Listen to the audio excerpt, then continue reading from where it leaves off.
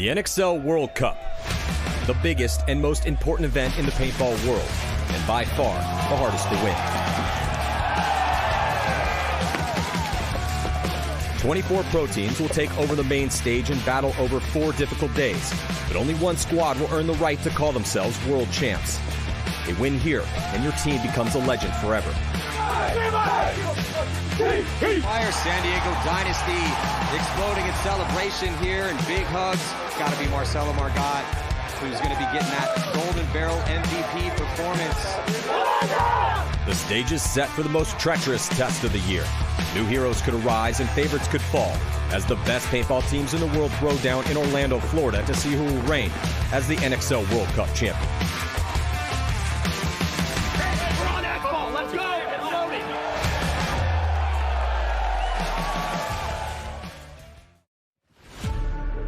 Listen up. Goal was Sunday. Second goal was get out of the quarters, which was to be top 4. We're now there. We're now considered one of the top 4 teams in the world, gentlemen. It's not enough.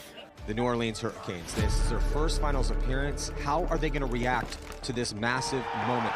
San Diego Dynasty victorious yet again. Another come-from-behind victory for them. They had a couple on day 1 and looked great on day 2. Those Hurricane guys brought it, man. They full court pressed us all over.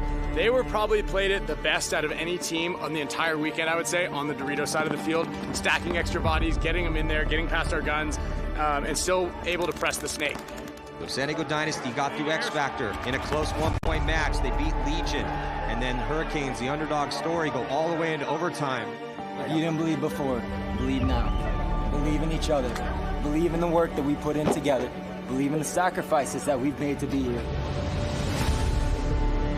So we had a big, huge thunderstorm come through early morning hours. There was a flood warning, lightning as well too. So the city was not allowing the NXL. It was a forced delay because of the lightning. And so we had to move the pro games. They're going to be being played in Atlantic City. Justin Rabakov is going to win this tournament or vote for Legion. One more, let's go. It's not over yet. Okay, guys. One more. Yeah, both these teams have just been through grinder brackets and almost complete dominance for Red Legion. They were beating up on everyone in the prelims. 2 wins in a row. Unbelievable performance from them here mid-season. They win Texas, and then they step up and take down an incredibly strong Chicago Aftershock squad. Red Legion undefeated this week. Chicago taking down one of the best in San Diego Dynasty. Believe in us, okay? We're supposed to be here, okay? Let's go. San Antonio Wax Factor taking on Tampa Bay Damage. Congratulations to Tampa Bay Damage as they join the winner's circle this season. This is where we want to be. This is what we work for. Let's see who's still standing when it's over. Let's run it till the wheels are off, boys. Because you guys are the most disciplined paintball team in the world. 1, 2, 3, shot!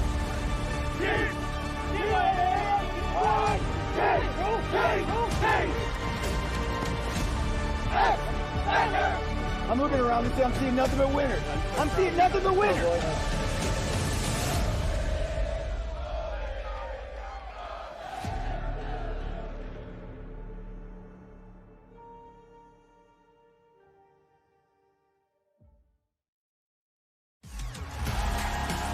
The game of paintball is a fast-paced, high-intensity sport. And at its heart, the concept is simple. Shoot your opponents before you get shot, and then march down the field to victory. In the Major League Paintball Pro format, each team fields 5 players at a time. They have a buzzer on their side to protect. Hit the opponent's buzzer, win the point.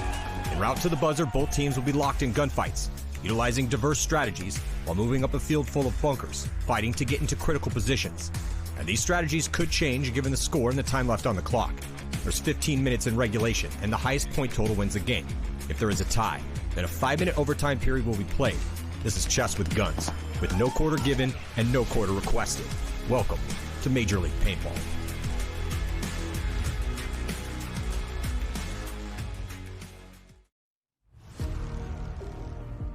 We're playing Aftershock right now. They're playing offensive pretty much everywhere, like the center, the D side and the snake side. They're shooting good off the break, so it's just good points, super tight points. We see how it goes. It's the second point, and we 0-2 right now. Nothing lasts forever, and every season must come to an end. You must appreciate this finality, because the ticking timer of fate lends us a rare and potent focus. The last practice of the year, before the last event of the year, is here. The Major League Paintball World Cup is approaching, the titan of paintball tournaments. With it, a series of harsh trials where an elite performance could change your life. For all the teams training at Tiki's Paintball Park outside of Tampa, Florida, there is much at stake. But 3 of them. We are back to the 2024 Major League Paintball World Cup Day 3.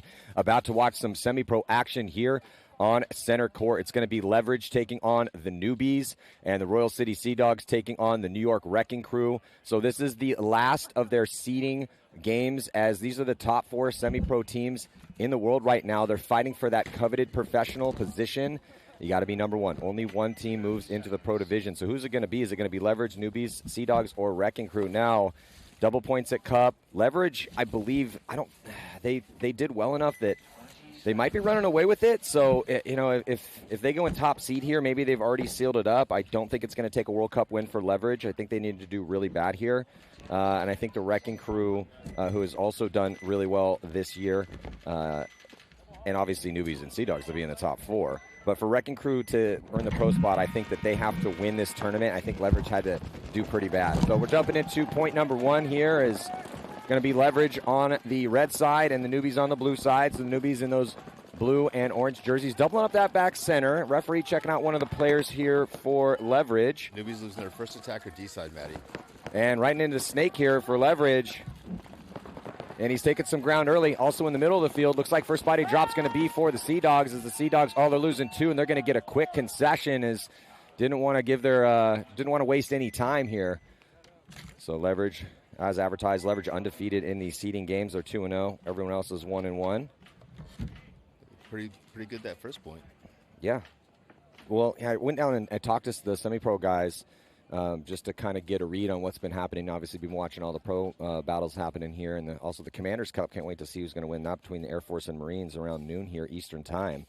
But yeah, it's been Leverage looking really good, undefeated. Again, it's seeding games, right? So it's not like you're getting knocked out of the tournament if you lose. And cruise control. You don't want to show too much, obviously, for teams that are scouting you.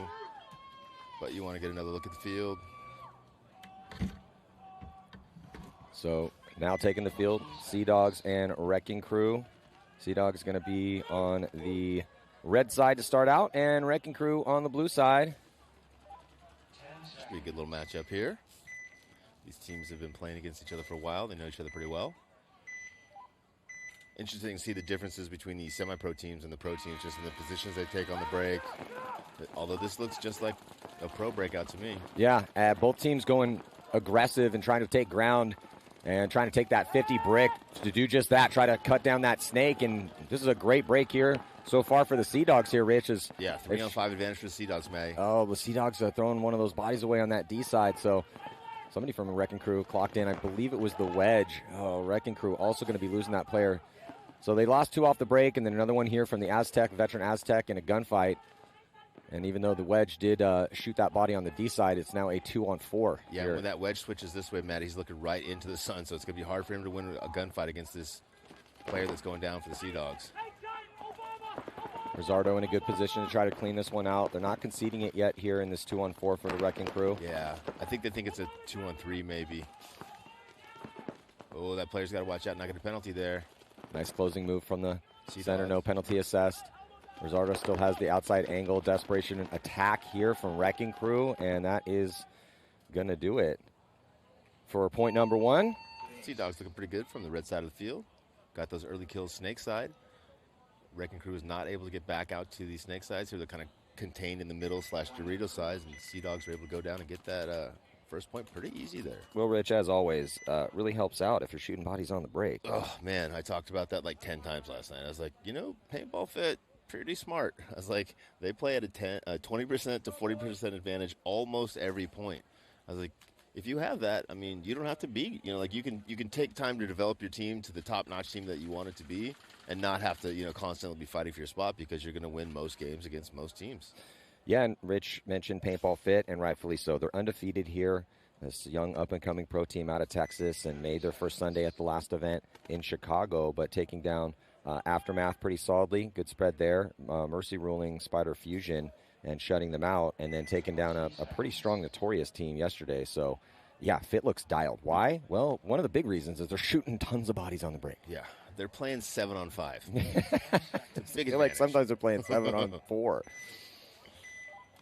I mean, and don't take away the fact that they don't get penalties. They don't do a lot of other stupid stuff, right? That would cancel out that big advantage they have on the break. So these teams have switched sides as every time a point is won, they switch sides. No point, stay on the same side.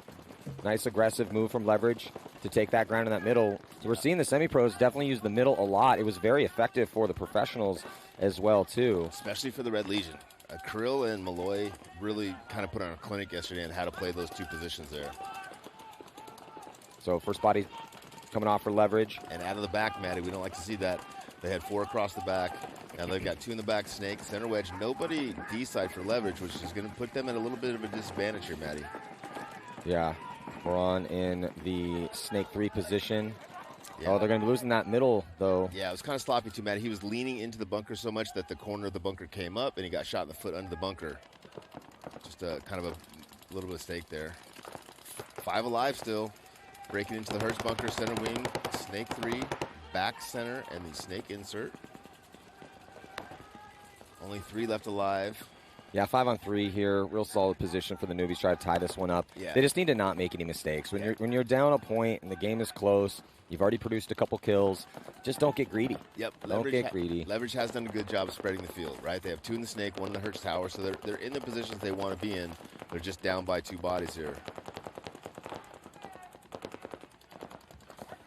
Yeah, I do like what we're seeing out of the Newbies, though, as they're playing calm and methodical up bodies right now. They've taken some positions. They have D3, Snake 4, Snake 1. Communication's really good. Yeah, and then the wedge in the middle. Wouldn't mind the wedge is just still focused on trying to contain the movement from the D side. Yeah, the D side movement for Leverage, which is fine at this point. And then here comes a move up for Leverage as they're calling to the 50, and I don't think they know he's there. Yeah, if he can sneak a couple quick kills here, Matty, he can get Leverage back into this point. They're in a big disadvantage here in a 3-on-5 situation. Newbies in Dorito 4, center wedge, Snake 4, back center, and the Snake 1. The back center player right now for Newbies is a little out of position. Oh, and the Snake player gets caught.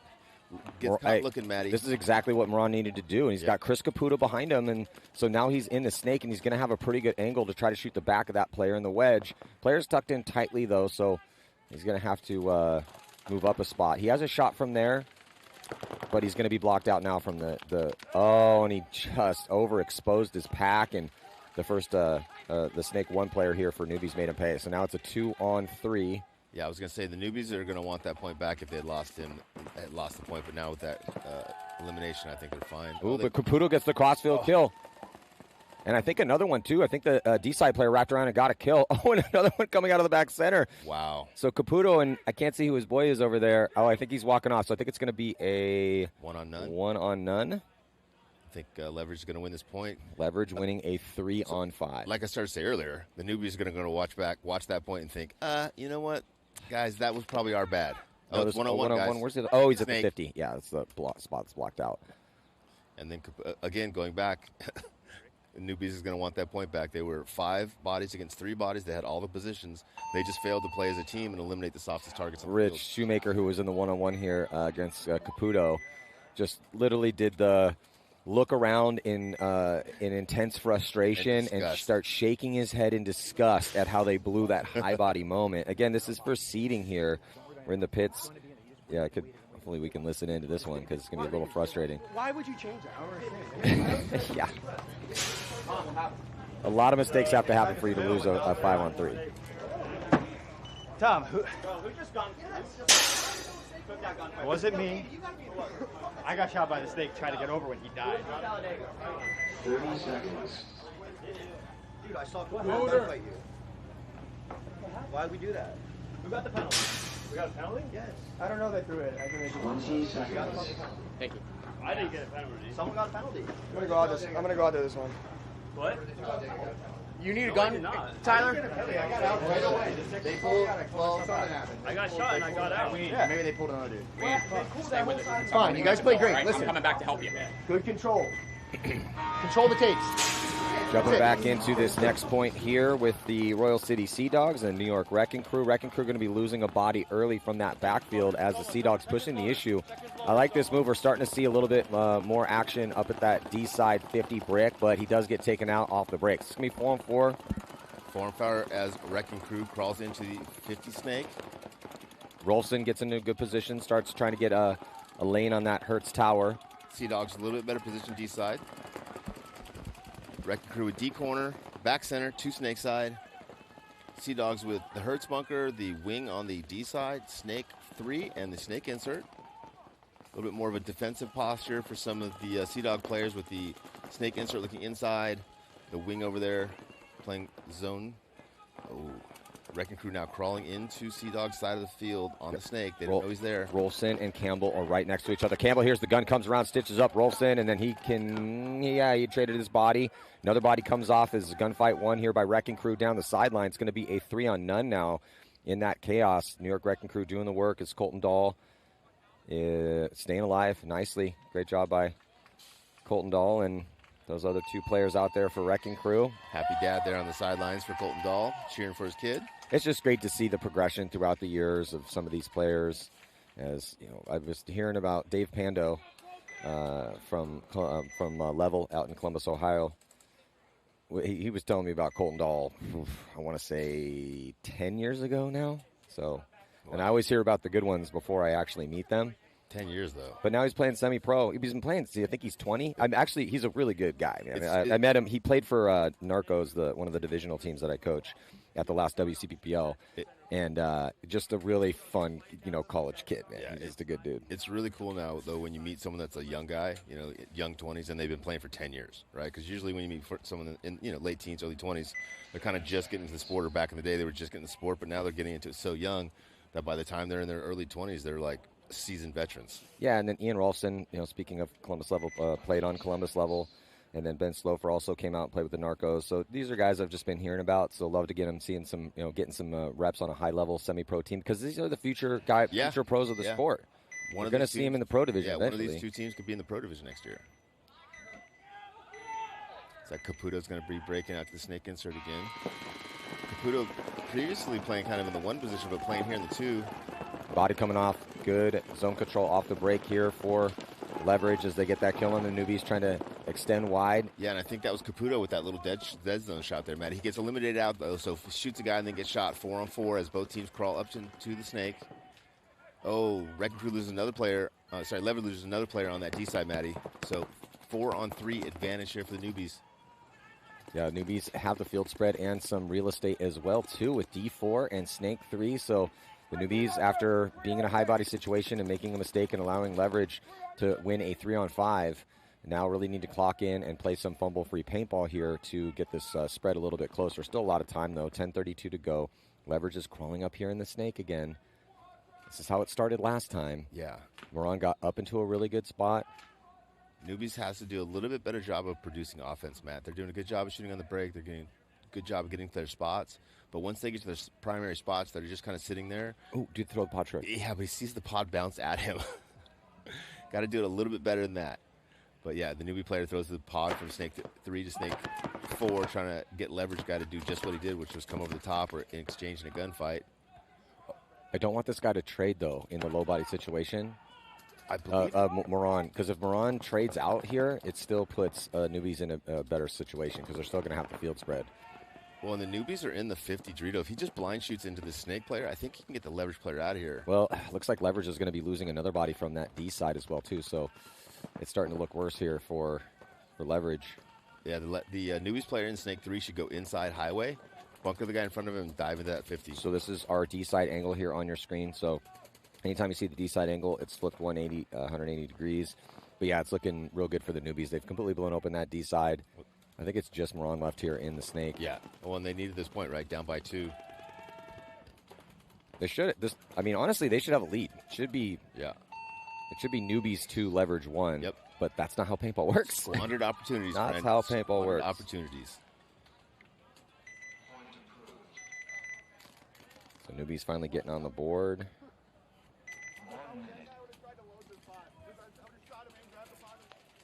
Back in the pits here, probably with a much happier Newbies crew than we saw them just a point ago. Yeah, they're like, that makes more sense. That's the way we play paintball.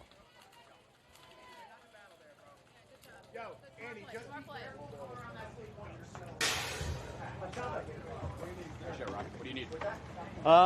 Here. 30 seconds.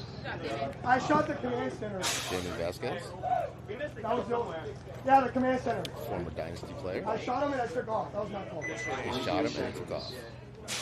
Tyler's going again. You got shot before the Cali. They're not shooting past the Cali. It was Mammoth after Every we shot time the we do Dorito.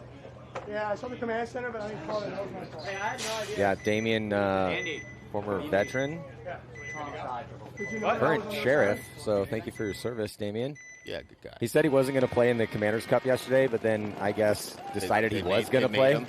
I would have made him play too. Wreck loses one but shoots one, so 4-on-4. Both teams losing their first attacker snake side. Sea Dogs is the first team to second their way back out there. Sea Dogs lose another player up the middle, Matty. 4-on-3 advantage for Wrecking Crew as they fill the Dorito corner and the center wedge. Yeah, Wrecking Crew looking to make a move up the middle, not feeling any pressure, goes up to the wedge. They don't have anyone in the snake yet, though. Now they do. Wrecking Crew attacking snake and D3, Matty. Sea Dogs now into the snake.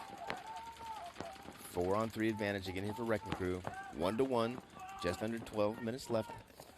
Yeah, Wrecking Crew ideally needs to get a little bit more penetration with Dahl over here on the snake side to utilize this high body situation. You want to get up the field, but Dahl's being smart right now. He knows it's a tie game. He knows, probably knows, hopefully for Wrecking Crew, that the count, they're up a body. Most teams will call that 43, meaning they got 4. They've eliminated 2, so 3 guys on the other team.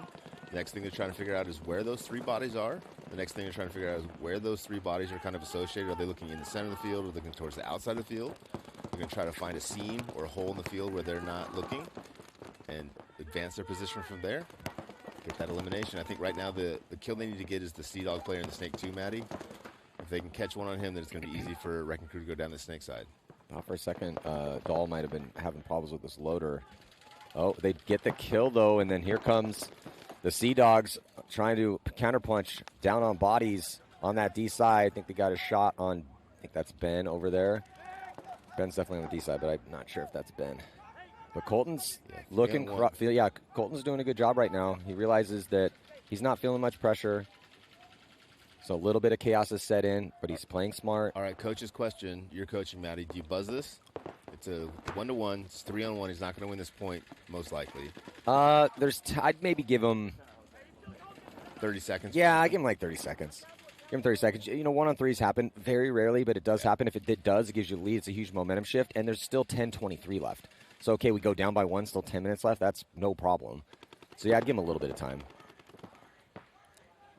Yeah, and he's doing what he needs to do. He's trying to win the point, right? He's now onto Wrecking side of the field, putting a lot of pressure. Yeah, he's doing exactly what the coach wants him to do, which is try to make something happen. So, yeah, they gave him a little bit of time. He wasn't able to make it happen, but at least he was playing that situation as it should have been played. Yeah, and I like the fact, just like you said, I like the fact that he was, even if it doesn't work, if you're doing the right thing, the coach sees that and is like, hey, it's not always going to work, but at least you understand what you're supposed to do in that situation. And I do want my guys to know I have some confidence in them in low body situations. So when you have a little bit of time to play around with on the actual game time clock and regulation, that's when you allow them to play it out for a little bit. Still, you can't let them sit there and know they're probably going to take the lead. The probability is that your guy's going to lose that 1-on-3, and then however much time gets burnt off, you're not getting it back, and you're going to be down. So in the pits right now with Wrecking Crew, let's listen in real quick.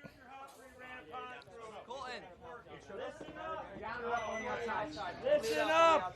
Seth, Alex, Jacko, Colton, Splitty!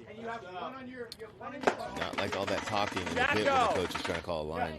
They need to tighten that up. Did you not know that 4 pods both on the outside? That was the only guy in the snake. It was a 42. Yeah, I like chatter, but you have to listen to the coach when he's calling the line on the play. I didn't know until the snake. Okay. We were. Caputo this time just going snake on the break, Matty. Yeah, Caputo, snake on the break.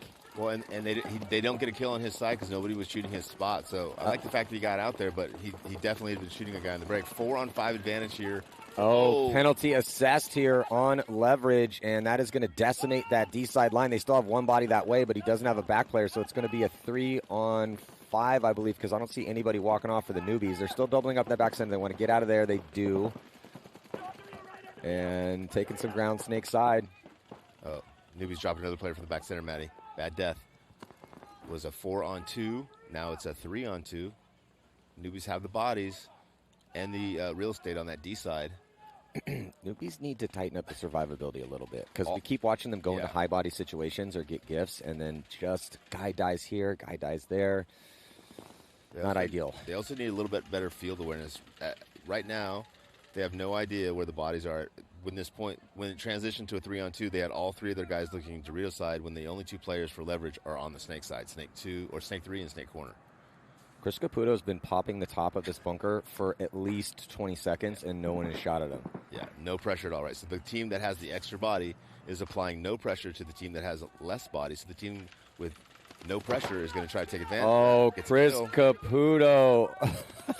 Oh, man, high-level paintball right there from big brain Chris Caputo. That's going to force a tactical retreat now as it's a 2-on-2. And even though the Newbies have the field spread, they look a little puzzled out here. It doesn't look. Shooting their guns. Yeah, they're not shooting their guns. They don't know where to put their guns on the lanes. Yeah. They're looking a little bit, confused and puzzled here in this situation. Whereas Caputo, he gets that kill to even up the count. His teammates start spreading the field. So tactically, strategically, they're not in great spots, but they are actually making proactive moves. And in a couple seconds here, they're now going to have the field spread, and they're both playing on their toes and proactive. It looks like they know the count. Just another good look in a low body situation for Leverage. And there's a reason Leverage is undefeated here at this tournament, Rich, and also they're the number 1 seed right now in the semi-pro division. But this is the second point that Leverage was up on field position and up on bodies, Matt, right? The score should be 3-0 right now instead of 2-1, and now Newbies is possibly going to lose this point again when they were up on bodies and up on position. They need to understand when they need to switch from defense to offense, and they need to have a little bit better vision on the field so they kind of know where those threats are, and then attack those threats when they have a 1 or 2 body advantage. Yeah, Leverage has gone first, third, second, third this year. Yeah, they're really, really good. They're in the hunt. And pressure, right? Like Caputo has 0 pressure.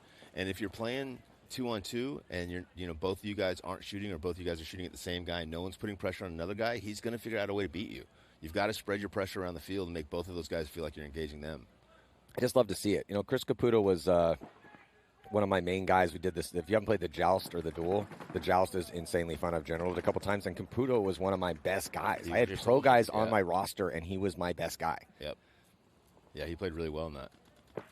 And I love the fact that although he had some pro offers, he decided to take another season, develop his skills, get better at what he's doing, and you don't see people make those kind of intelligent decisions. They always take the bait. They always jump up pro before they're ready. Well, he's played pro, but he decided, like you said, to play with his friends and to try to take them and go pro. Because weren't you journaling against me in that one? Yeah. Did you have to trump card Caputo? Yep. He's just a high talented right now. Yeah, high talented guy. Can we get the Newbies? Yeah, can the Newbies? I'm gonna play this trump card, get him off the field. Caputo, you need to take a sit for 5, or you need to sit down for 5 points. Yeah, he's shooting guys on the break. He's taking key spots. He's pulling off low body situations. Well, and now, Rich, with this time is an issue now. It's 5:20 left on the clock. Leverage is the team with the lead. Yeah, which is why. So now they got it even on the count. They don't have to really go anywhere. It's up to Newbies to try to push into these last 2 bodies. And this is clearly not what the Newbies are comfortable doing. And because, when you were talking about the Newbies and some of the mistakes they were making, because it took them a long time to figure out what the situation was, it allowed New York Wrecking Crew to get that other body across. Yeah, the Newbies player in the Dorito corner is basically just watching a paintball game at this point. He's inside, gun down, goggles up, hasn't shot his gun in probably a minute. I don't think he knows where the 2 bad guys are. I don't think he knows what his teammate's doing in the snake. He's just literally watching the game. Well, I think maybe I was going to say is his gun down. I think that might be Damien. Don't quote me on this, but if we can get an angle on it. Is that Damien? I think that might be Damien. And Damien also ranked pro, played with Dynasty. So, but it's hard to keep the count on this field, and some of those bodies came out pretty quick. And sometimes in those situations, it's hard to get a read. And when you're down, you don't want to go forward into a gun that you think might be on that position. and sometimes you end up getting stuck. Are we missing a body? Does Newbies still have a guy left in that? I don't. Is it 3-on-2? No, I don't think so. Because I'm looking at is there a body up there? No, that's the back corner. Yeah, that's the back corner. Sorry, the other screen was showing me an extra body. I was like, have we been missing a body? No, that's the New York Wrecking Crew player. But they're showing us a guy here too, right? In the Dorito 4. Where's the 3-on-2? He's in Dorito 4. He's been in Dorito 4 this whole time, Matt. That is insane to me. Okay, yeah, I'm looking at it on the screen, and I'm also looking That's here right, 'cause it was live. It was 5-on-2, then 4-on-2. I mean,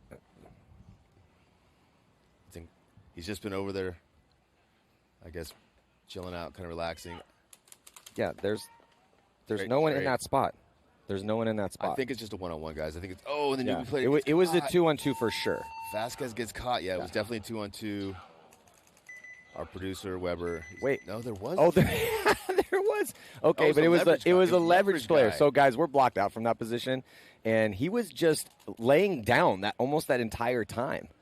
Wow. Okay. Sneaky. Okay, that's why Vasquez was stuck in the corner. Exactly. That makes Took sense the words right out of my mouth. That makes complete sense. So Damien, you get a pass. So Damien was in a really rough position right there in that 3-on-2. Yeah, man. Looking at it there, and then also in the shadows. Apologies, guys. I just couldn't see that because that guy played really smart. But that's actually incredibly intelligent because they're up a point. They're burning clock. They know the two have to push in. How long are they going to let that 2-on-3 go? And then now that's a coaching. You asked me a coaching question. I'm asking you one. How long do you let that go down? It's a 2-on-3, right? But your two are kind of not doing much. Once my two went to the corners and looked inside, didn't talk, and didn't shoot their guns, I would concede the point. Yeah, because they burnt a bunch of time off that clock, and it really puts leverage in a really good position. I mean, the Newbies have created opportunities for themselves. They're just not capitalizing on them. Wrecking Crew with 5 alive. Snake 1. No, Snake 2 is eliminated, so 5-on-4 advantage here for the Sea Dogs. Sea Dogs player now going forward in the Snake. They've got the Hertz bunker and the center wing. Wrecking Crew repositioning into the Snake insert. 5-on-4 advantage here again for the Sea Dogs. Sea Dogs with a good field spread. Wrecking Crew moving into the center wing, Maddie. Yeah, Wrecking Crew up into that center wedge to try to shut down the Snake side. This guy's pretty tall. He's up and over that spot. But if you're in that position, you know there's a body in that Snake. You kind of want to pump paint through that zone because they let Campbell through the zone, and now he's in a tough position. Yeah, you don't want to wait until that guy's past that spot. You want to try to slow him down in that spot, try to make him fight for a gunfight. Yeah, I mean, you're there, obviously, to try to get the shot when he goes around, hoping he goes a little high, but you're also there to try to make him think twice about making that move through the gap. Good calls from both teams. Alex Barker in the back center for Wrecking Crew, looking D-side. Playing a little D-ball over there. He's got a player in front of him in the Hertz bunker, center wing. Now the Wrecking player going from Snake 1 into Snake 3. Sea Dogs losing their first player out of back center, Maddie.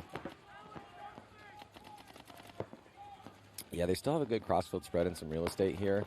But the Sea Dogs, it's going to be, there's a lot more time in this one, 8:40 to go. But with that death out of that back center, it gives them less options on offense.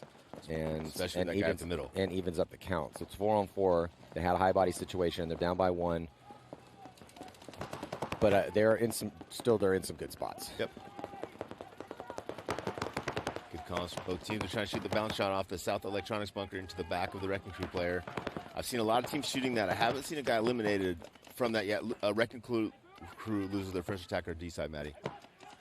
Huge kill for the Sea Dogs. 4-on-3 now, right? Yeah, 4-on-3. Again, they have good positions. Someone needed to step up and win a gunfight. That's exactly what happened.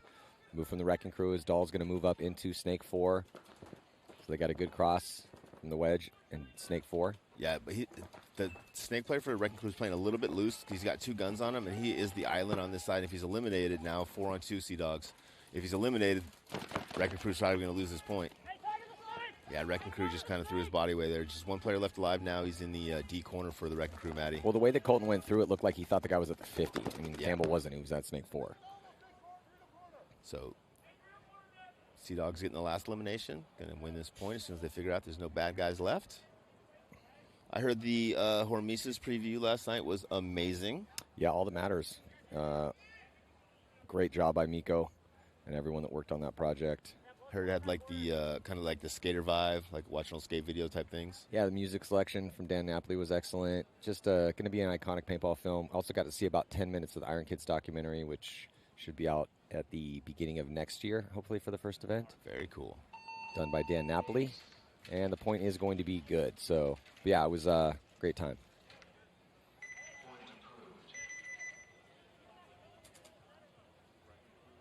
Couple good little games here. Yeah, again, seeding matches, if you're just joining us, these are the top 4 semi-pro teams in the league right now. And similar to the pro division, they get the bye into this next round. So, but they're playing for seeding, warming up for the important games going down tomorrow. And Leverage looking pretty solid here. Up by 2 on the Newbies. They're undefeated in these seeding games. This is the last one. Probably going to come in. They're top seed in the division and probably going to go in top seed. Can I juxtapose the position? Of course, yeah. I feel like Leverage is doing the important thing, winning these points, but they don't look really good, right? 2 of these points, they've come back, and they need to figure out how to survive the breakout and how to tighten the beginning of their points up. I love that we're getting in our first argument in set 1. Sorry. It keeps me mentally sharp. I was just basically saying they look good because they have a 2-point lead and they're undefeated and they're the top seed. Hey, and winning a point is winning a point, right? But I agree with you, though, because you're right. They are making some mistakes. But if you're going to make those mistakes, make them now. Because they're going down in low-body situations quite a bit. Yeah, so they're playing really, really well based on the fact that they're winning points down on numbers. They lose another body early. Newbies are doing, again, another high-body situation for the Newbies. 5-on-4 advantage for Newbies here. 5-on-3 advantage for the Newbies here. 4-on-3 advantage for the Newbies as Newbies lose their first attacker D-side. Newbies on the offense, Maddie. 2 attacking down the D side, 2 attacking down the snake side, putting a lot of pressure on the leverage players. And that's, to me, it's really important, especially when you're down point, is to put pressure on those players and try to encourage those players to make mistakes. Choose a bad gunfight, try to get through a gap that without checking off, trying not to, let those guys figure out a way to beat us because there's so much pressure on them. Leverage now going into snake 2. They've got snake 2, snake insert, and the Dorito wedge. Time and issue here, 2:45, 2-point spread. Sea Dogs need to ramp up the pace if they want to be able to score 2 with the time left and utilize this high body situation. Yeah. Newbies going forward in snake 3 to snake 4. Leverage is dug in, though, Rich. Yeah. Well, and this has been the story. Newbies have been up points, up on position. Leverage has dug in, gotten some key eliminations, and gotten back in the points. Newbies has to go home after this event, no matter how well they do, because obviously you're always trying to improve, and work on pushing into guns in good positions. Put 3 guys in really good positions, have those guys zone up, go home, give yourselves a minute and 30 seconds to push through those 3 guns, and then do that for a weekend until you're really, really good at it. And then add that tool to the toolkit, because they've been in 3 positions where they've been up on bodies, up on points, up on position, and not won the point so far. If they lose this one. Oh, here goes the move. Newbies into their side of the field, gets eliminated. Yeah, I mean, Damien had to make that. 100%. Damien made the right move. He just didn't execute it. Again, there's a minute and 45. They need 2. Yep. If they win, they're in no matter what. So, yeah, that move had to be made at that time. That was just great zone control from Leverage. 100%. And Leverage understanding where they are, up by 2, needing to keep the Dorito side from attacking. 3-on-3 now. Oh, Caputo gets caught. Caputo launched there. I don't think he needed to. Yeah, I don't think he needed to either. But they're still holding the line. Here comes a move now on the snake as the war of attrition setting in right now. 1-on-1, Maddie. And, yeah, after that, it does look like it did come down to a 1-on-1. I don't know. Is there a guy hiding in the shadows on the D side, though? Weber will let us know. But he won't let us know which team he's hiding in. Here goes the big move from the Umu. That's a big gap for the Newbies player to get through. But so he gets caught running through that gap, but he had to push the issue here. Yeah. Had to go. No choice. Yeah. He made the right move again, just didn't execute. Leverage player just sitting back over the top of the bunker. So they're going to towel it, and we're probably going to see a couple really fast attempts here. Again, spread doesn't matter right now in this situation because these teams are going to be playing on Sunday no matter what. But, yeah, I mean, the Newbies did what they needed. They made the moves that they needed to make. Leverage just outplayed them on the zone control. I mean, I don't dislike any of the situations that the Newbies started running into guns because based on the time they had to do that. Yeah. 100%. And that, as a coach, as other players on the team, that's all you're looking for, right? Do the right things the right way, and eventually it'll work out. It's not always going to work out, but if you're not doing the things the right way, it's never going to work out. This game is closer, 2-2, as in the pits with the frustrated-looking Newbies, but they can't be that frustrated because, again, they're going on no matter what.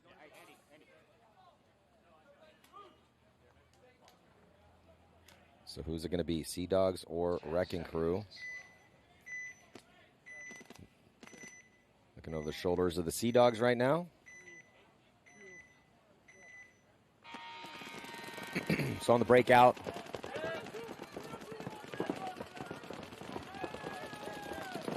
Uh-oh, flag on the Sea Dogs. Yeah, Sea Dogs going to be dropping 2 bodies on that penalty, the minor.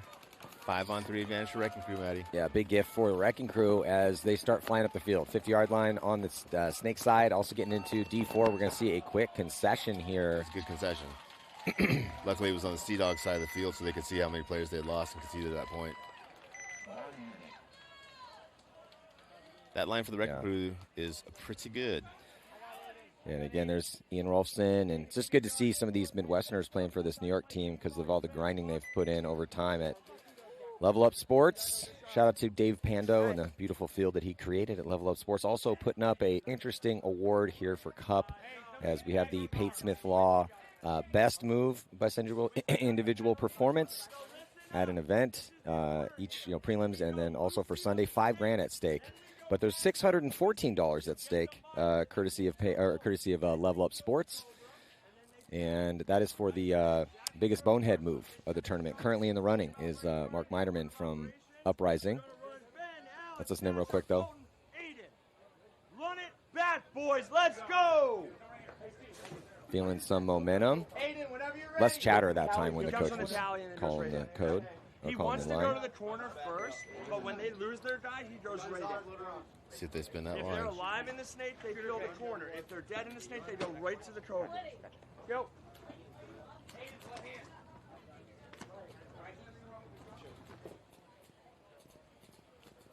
Going to see some quick points here from the newbies. Hopefully.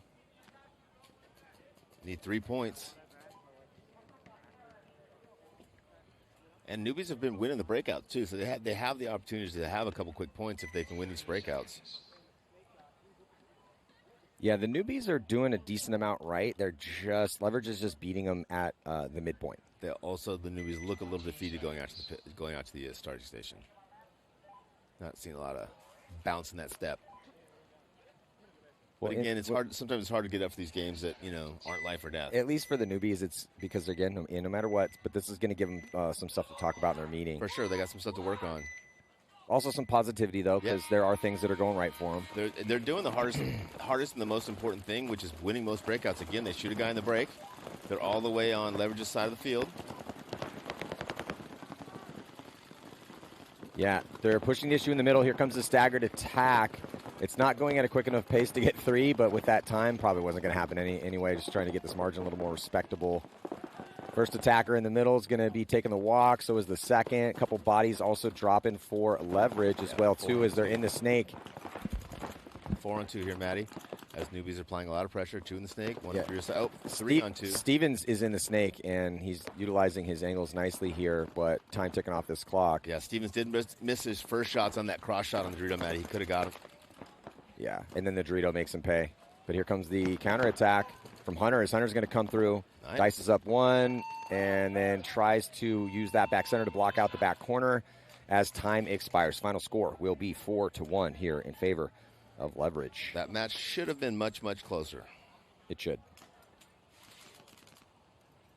But that's how you learn. It's also, but for Leverage, so we're talking about the newbies and what they get to discuss when they go in their meeting getting ready for Sunday. Same thing with Leverage, right? So they were losing more of the breaks than they were winning, but they were playing really clutch after that.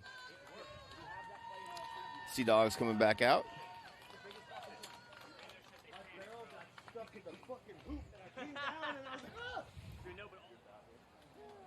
Wrecking Crew spinning that same line.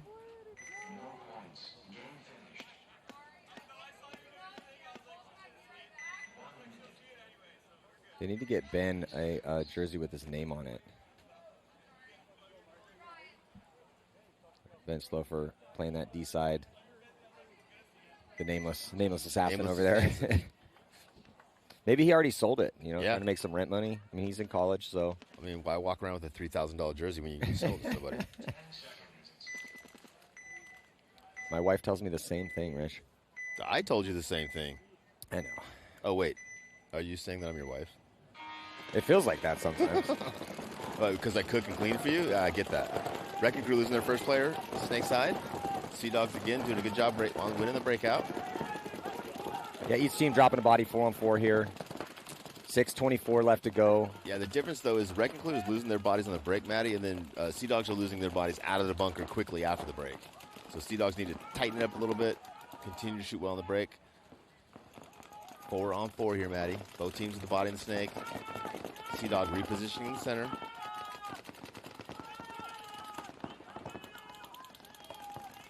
Yeah, good communication here from the Sea Dogs.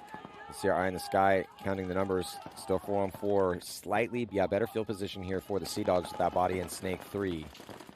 Wrecking Crew's got Dorito 3, back center, Snake 1. Back center now repositions to the wing on the Dorito side. Sea Dogs with back center, Hertz bunker, center wing, and Snake 3. Like the fact that the Sea Dog player is moving back and forth between those big dominant bunkers in the middle, kind of changing his perspective, changing his angles, kind of playing against both tapes. Now he gets the kill on the Wrecking Crew player. Oh, he doesn't. I saw what you saw, Rich. Did you see the spray? It was more. I think it was more off his back of his foot. Yeah. No, yeah, he's fine. Did not get shot crawling in there. Moving into the Snake 3, looking down the tape now. Well, occasionally there might be some people tuning in where a paintball will hit you and it will explode, but it will leave no paint. It will break off of you instead of breaking on you. Yeah, and technically if the ref sees that, you're still eliminated because it doesn't have to leave the proverbial quarter size hit as it used to be back in the day. But if the ref can't find a hit on you, maybe he thinks he saw something but he can't prove it, sometimes you stay in, and now he's going to trade out. Sea Dogs winning that battle snake side, Maddie. Both teams have the guys in the exact same position. Out of the 4 players, 1 Sea Dog player's left alive. Yeah, it's looking good for the Sea Dogs trying to tie this game up. 3-on-2, Maddie. It's been a good semi-pro battle here, Rich. For sure. And like we said, we like to see oh, man. You see that player over there on Wrecking Crew just beating his hopper to death? That's Ben. He was just punching his hopper repeatedly. Kid's got the dog in him, man. Oh, 1-on-1. It was a 2-on-1. Player for Wrecking Crew in the back center gets a kill. Now it's a 1-on-1. Yeah, that guy does not like hoppers. Yeah, yet another 1-on-1 here. Got a red and gold coin, courtesy of Hormesis and Coin Duel. We only give them out for 1-on-1 victories at big events. Yeah, I think the manufacturers did such a good job, and it's not just one, it's a few of them, on making really, really brittle paint. And people haven't had really, really brittle paint for a while, so they're getting hopper breaks and stuff that they're not used to when they're diving in hard, that kind of thing. Yeah, because when you dive, if you go in a little too hard when you on the dive, yeah, you could just explode a couple balls in your loader, and then you have to dump that paint. But you want the most fragile paint you possibly can have out here. So. Oh, Wrecking Crew player from back center gets assassinated by the Sea Dog player. That was outplayed him in the 1-on-1. Yeah, made that move across, controlled the zone, and then just a mistimed move to try to get to the Aztec. I wonder if his gun was broken or something. He wasn't shooting his gun. He's got pods on his back, so I'm guessing maybe his gun was down or something because he kept just jumping and looking over the top center, not really shooting his gun or anything. So maybe his gun was down. Yeah, possible. Benefit of the doubt. Yeah, I believe that was Barker.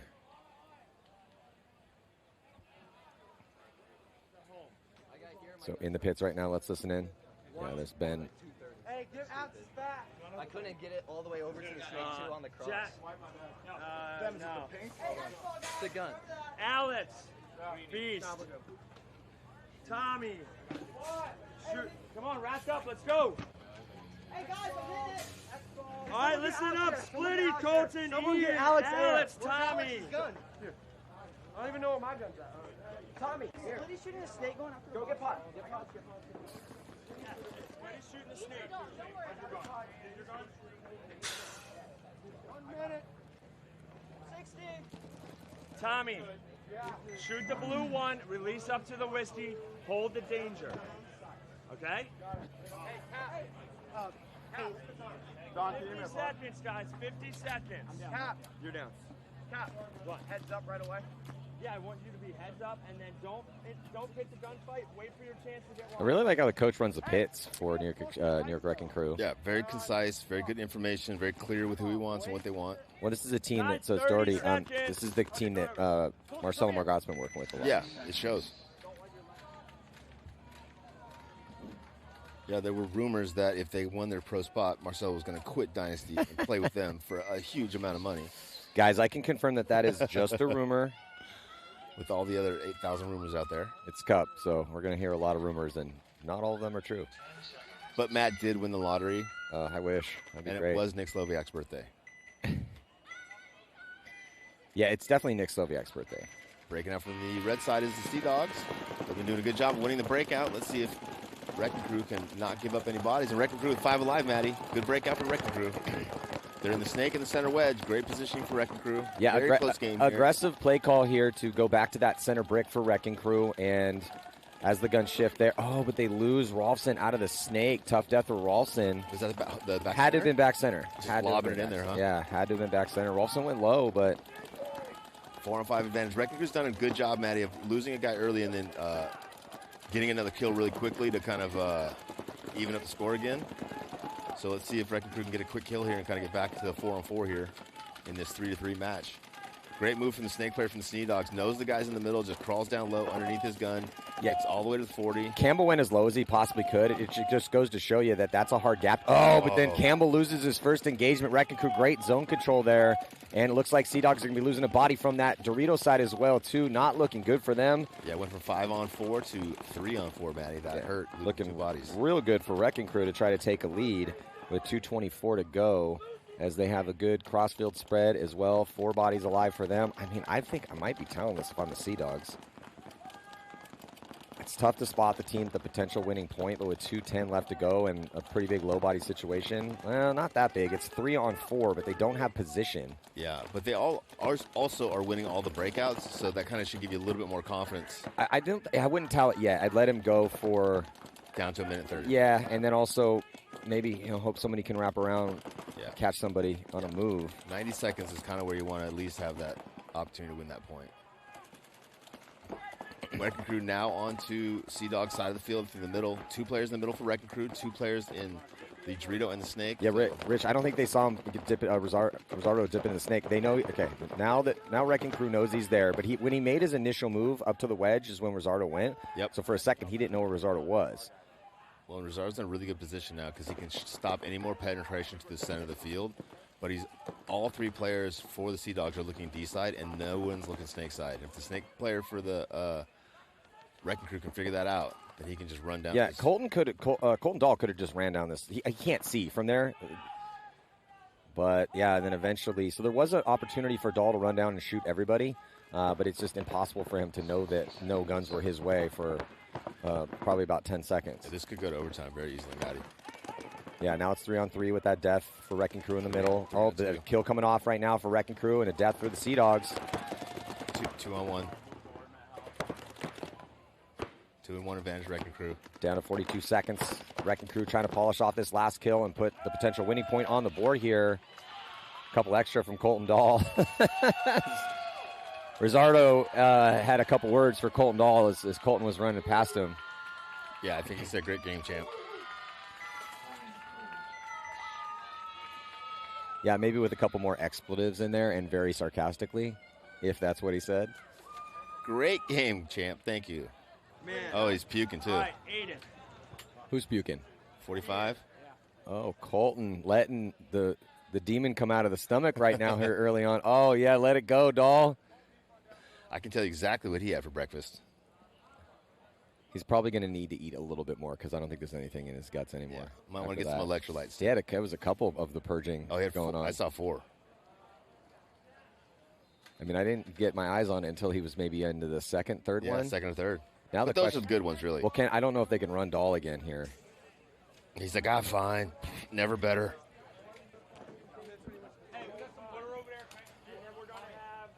Wrecking Crew coming back out. He's right here. I think he's down. I think he's down. Yeah, please. Let's see, wait a minute. I'm going to change something. Aiden, Seattle off the break. And when you get to the Seattle, your head's up on the snake.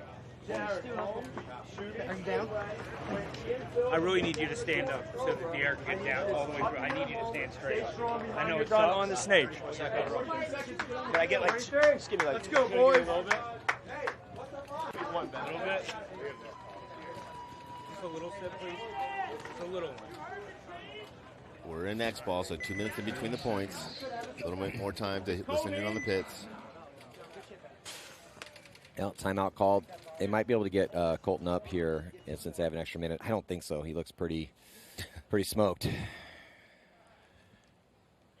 Everybody's in good shape until they come to World Cup. Yeah, I'm just wondering because I think he's 20 now.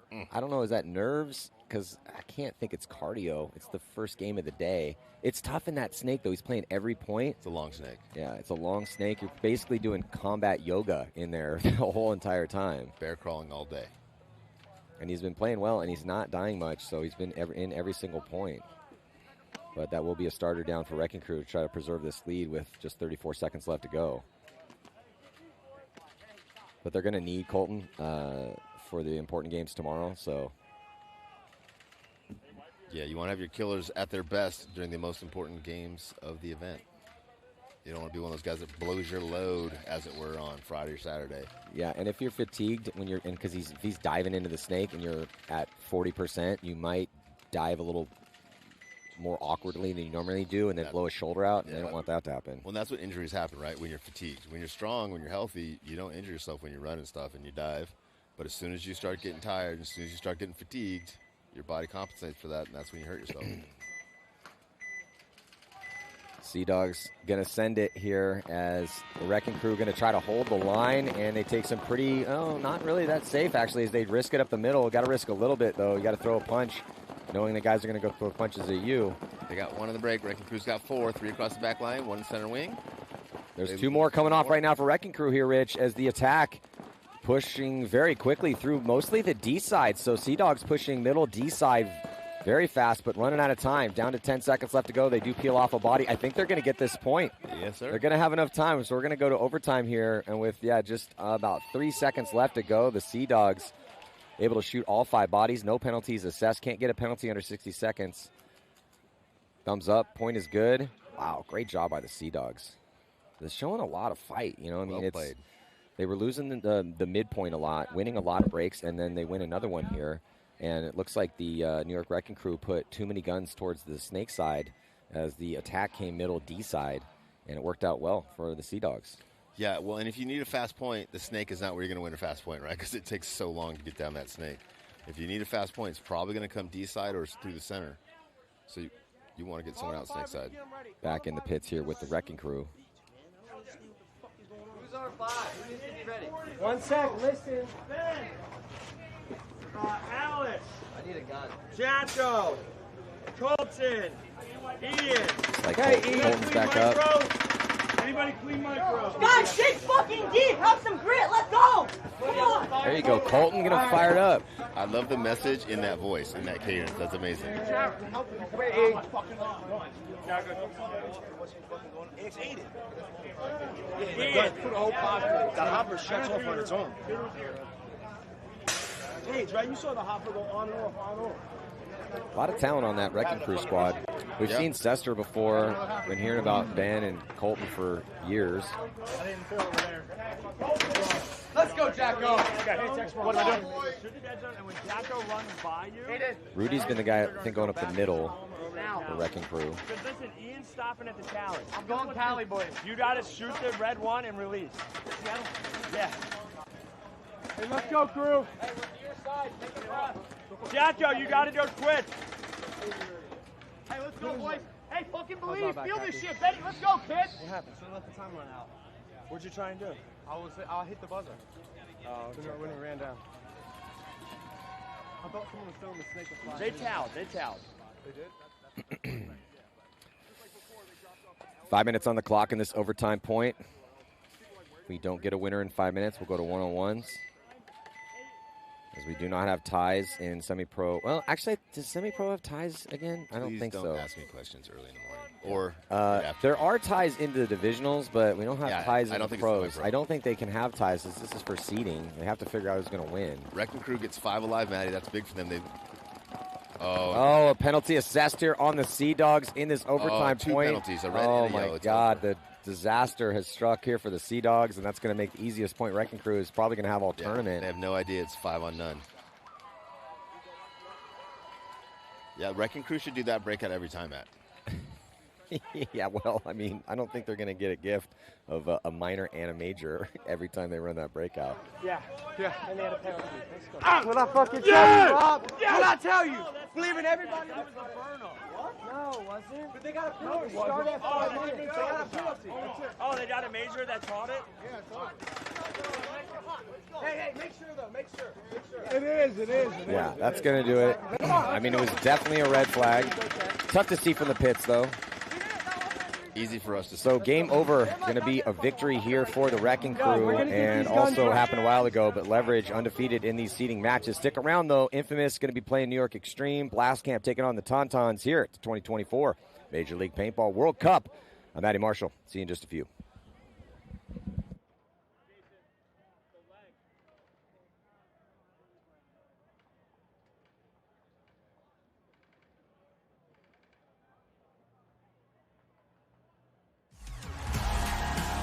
The game of paintball is a fast-paced, high-intensity sport. But at its heart, the concept is simple. Shoot your opponents before you get shot, and then march down the field to victory. In the Major League Paintball Pro format, each team fields 5 players at a time. They have a buzzer on their side to protect. Hit the opponent's buzzer, win the point. En route to the buzzer, both teams will be locked in gunfights, utilizing diverse strategies while moving up a field full of bunkers, fighting to get into critical positions. And these strategies could change given the score and the time left on the clock. There's 15 minutes in regulation, and the highest point total wins the game. If there is a tie, then a 5-minute overtime period will be played. This is chess with guns, with no quarter given and no quarter requested. Welcome to Major League Paintball.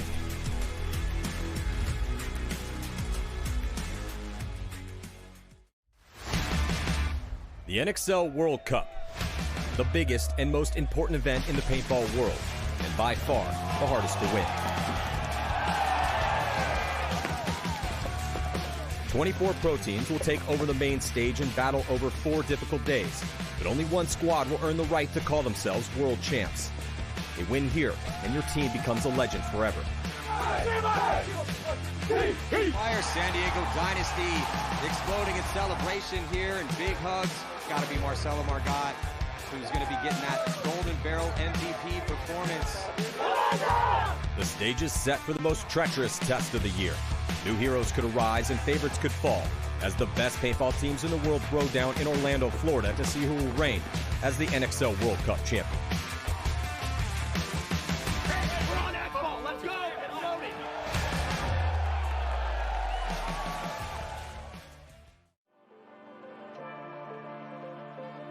Brent is the one that selects everybody that he wants to have show up here at the NXL to represent himself, Air Assault Factory, and Carbon Paintball. We've got an assortment of guys now, kind of a rebuild from our semi-pro days. A pretty aggressive team. We usually identify our opportunities very quickly and then try to exploit them as soon as we can. I would say working with Carbon is unmatched in the industry. From the first day that we joined the program, I felt like I had a voice. I think the thing that sets Carbon apart is just the constant desire to improve. From the time that I get a product, I'm constantly getting bombarded with phone calls, text messages, emails from Walker personally, asking me my thoughts, asking me for my feedback, and I just don't think that you see that elsewhere. I've been at other companies and I've never had that type of interaction. Where you see other brands, they're putting their pro athletes up on the pedestal and they're the ones marketing the product, but at Carbon, you can get your photo up on the website and you can see yourself holding the new product and taking promotional shots, and it's just kind of a cool thing that puts their divisional athletes in the limelight. If you look around here at the NXL events and across the country at regional events, you'll see more and more teams showing up in Carbon jerseys, and there's a reason for that. They're innovating and making new products, which is great. I just think it's the best.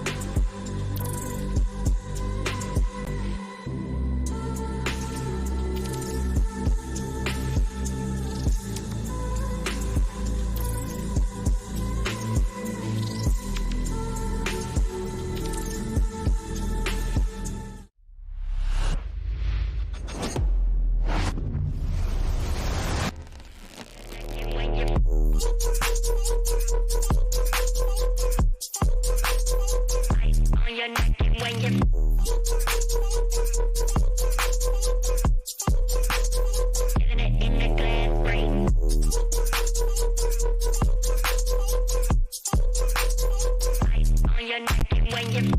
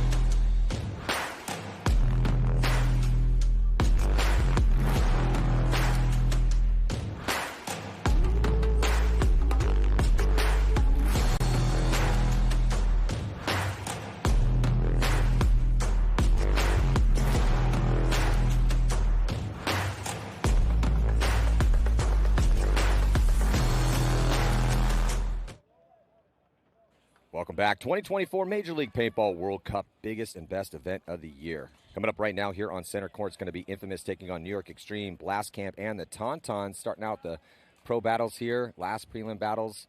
See who's going to make it on a Sunday. I'm Matty Marshall. Got Joey Bloop, one of the best coaches in the business. Tampa Bay Damage, undefeated run to win the last event in Chicago.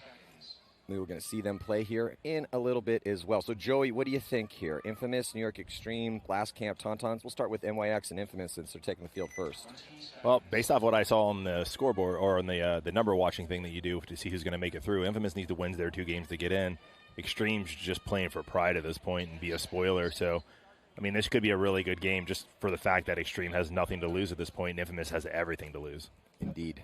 About to jump into point number 1 here. Infamous on the red side and New York Extreme on the blue side. Extreme's going to go right to the snake, and a pretty quick break for Infamous, but they're going to be losing patient here, snake side. 5-on-4 situation here, Joey, as Jerry Caro hits the deck, and he's going to crawl up. Another body coming off right now for Infamous as Extreme. They're everywhere. Yeah, this is not looking good, Joey, for Infamous as they... I don't think that, was that a major? That was a red flag. So they didn't have a body to pull, an extra body. 2 come off on a major, 1 for a minor. It was just Barrett left, so probably going to be starting down. New York Extreme will be on a power play, most likely, if the call stands. That's a tough way to start a must-win game here for Infamous, and we're in the pits right now with New York Extreme. Let's listen in real quick. Hey, I got him a major. I made Tim cheat. Bring him into the fucking mark. Let's go, boys. Hey, they have to start down. They have to start down, coach. Hit him right back again. Hey, listen up, field. Caro, CJ, PK, Bo, Jesse.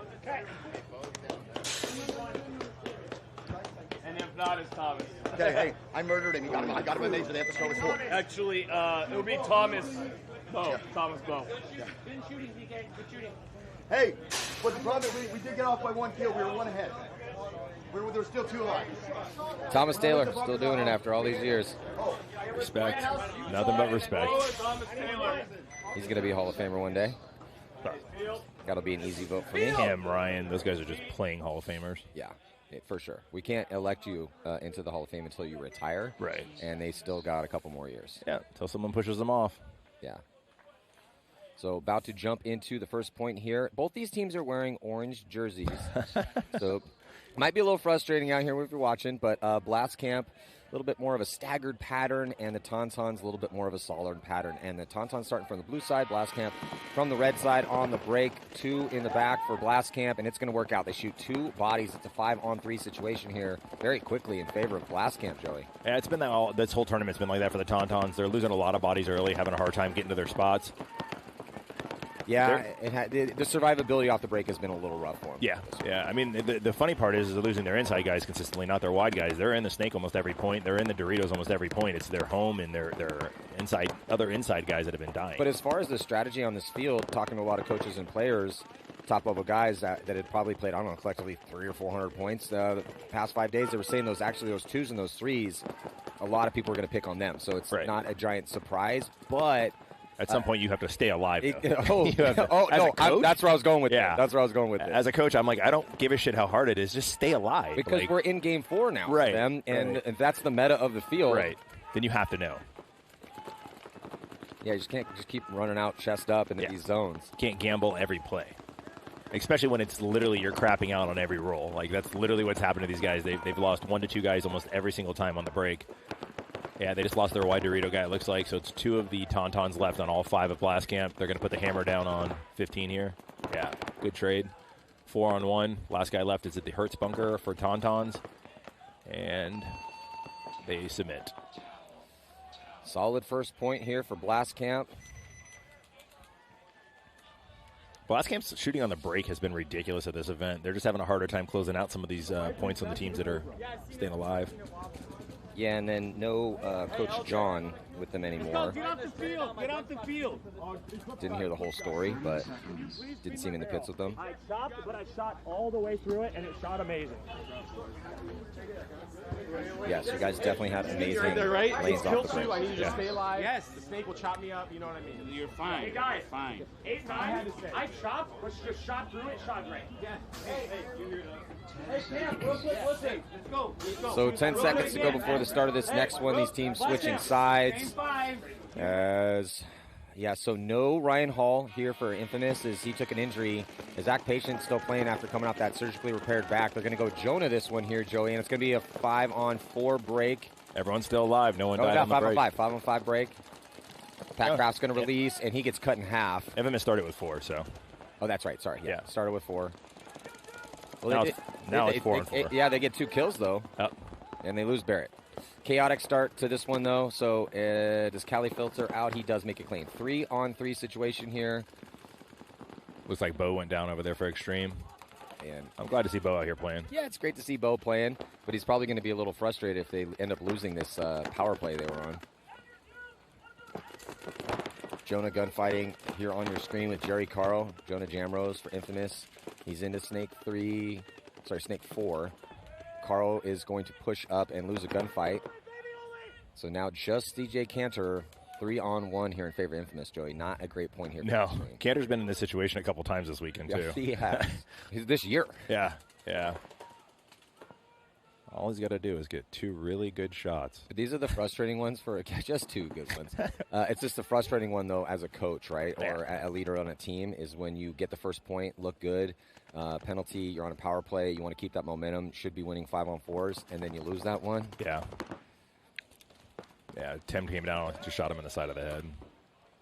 I think that's Tim, or is that Sam? That's Sam over there. Yeah. Yeah, we saw mostly Tim Brussel back because I think Sam got COVID the weekend before, so he couldn't play a ton. Gotcha. Well, if Tim got a major in the last one, I could see why he'd be sad. Yeah, and then again, no Hall. Ryan Hall's knees busted up. He played a little yesterday, didn't he? He did. Yeah, I saw him this morning. He's got a big brace on his knee. And I said, hey, man, how's the knee? He's like, yeah, not good. Yeah. Not good. There's a lot of that going around out here. End of the year. All the little nicks become a little bit more. Let's fucking go. Good shit, Kelly. For sure. But this is the momentum shift we just talked about. We're in the pits with Infamous, and they're going to be very happy and pumped up now that they've tied this game. And it's massive when you get that major, you go down that body, and you win that point, especially to tie. Yeah.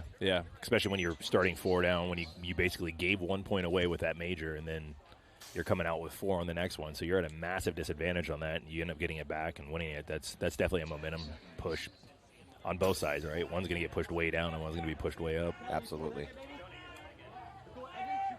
Blast Camp on the blue side.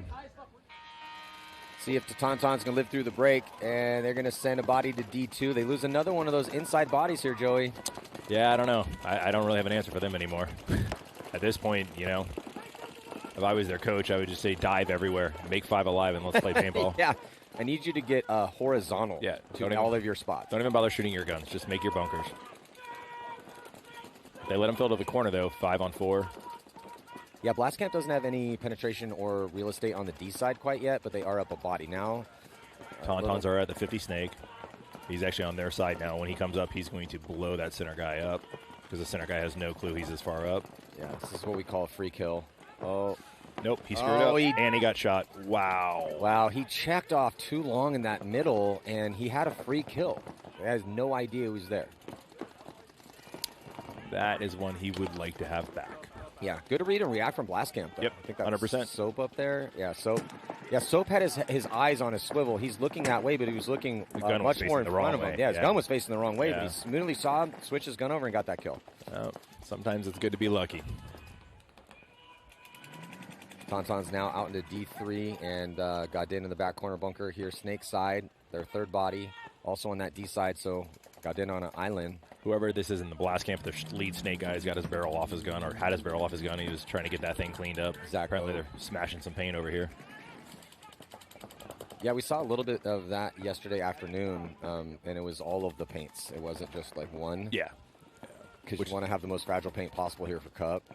And it's tough with the because it's super humid out, so you have to manage that the climate of the paint. But some guys weren't getting it super dialed. Yeah, Hoag's up into the 50 now. I think they know he's there. They were shooting at him in that area. This Snake is one of those tricky ones though, where you can get lost pretty easy. Yeah, definitely. If you're just joining us here in the weekend battles for World Cup, you can see here Eye in the Sky. That 50 in the Snake, bottom of your screen, it's outset, and you have soft corners. So you're not gunfighting your mirror when you first get into the Snake. You're worried more about those inside shots. So as Joey was talking about, it's really easy to lose where that guy is. What knuckle is he in? Snake 1, Snake 2, where is he? And with the corners being tucked in, you can go back or forth, which normally going forward's not a problem most of the time, but going backwards is damn near impossible. On this one, because it bows out so wide, the 50's out so much further than everything else, there's a lot of tactical retreats that have been happening that really throw people for loops. Yeah, that work out really well. Yep.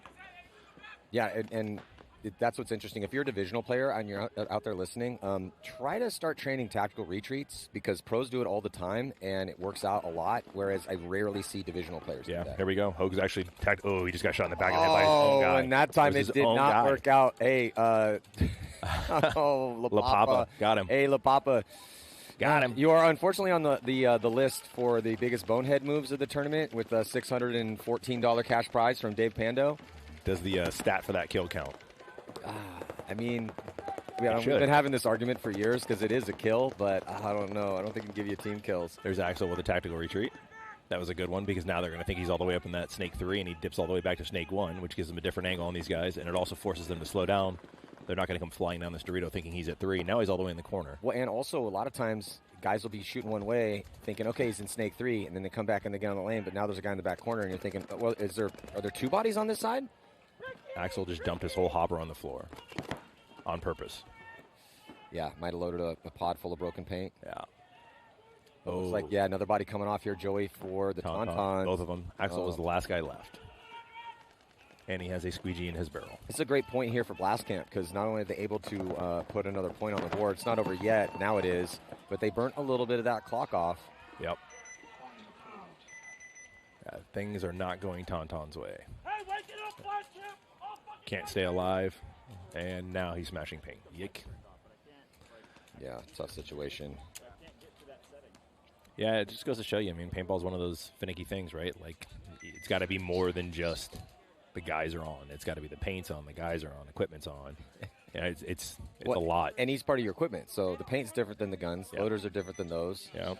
You know, and then you also got even little things like we don't know if did Axel load a pod full of broken paint? Because if you get shot in the pack, go back in and don't tell your pit crew that, you may have a problem awaiting for you in that next point that did not get taken care of. Into this next one here, looks like Jerry Carl might have got clipped trying to dive into the Snake. They do shoot out Jonah Jamrose, though, so it's going to be a 4-on-4. Carl was eliminated. Both teams taking that Hertz Tower on the D side. Another body coming off at CJ Cantor. He doesn't die early that often, so advantage to Infamous, and they're going to be making moves up in that middle with Rodarte. Cali Rudolph gets in the Snake. He's not feeling any pressure. No one's putting any paint on the Snake side at all. And looks like Thomas Taylor's going to be taking the walk. So just two bodies alive right now, Joey, here for Extreme. Looks like it's Bo and Pat. Bo's at the home. Pat Crafts all the way into the Snake corner. I'm sure Travis is going to have something to say about them letting him fill all the way to the corner when you're up 5 on. Craft's down. It's just Bo now. Yeah, nice job by Infamous. There comes too. Rodarte's going to come through, stitch up Bo Milo. Good job by Callie Rudolph to stay on his gun in that situation as the numbers were dwindling down here for Extreme. And I mean, Pat Kraft tried the jump shot over the can and got shot on that jump shot, got his eye dotted. Yeah.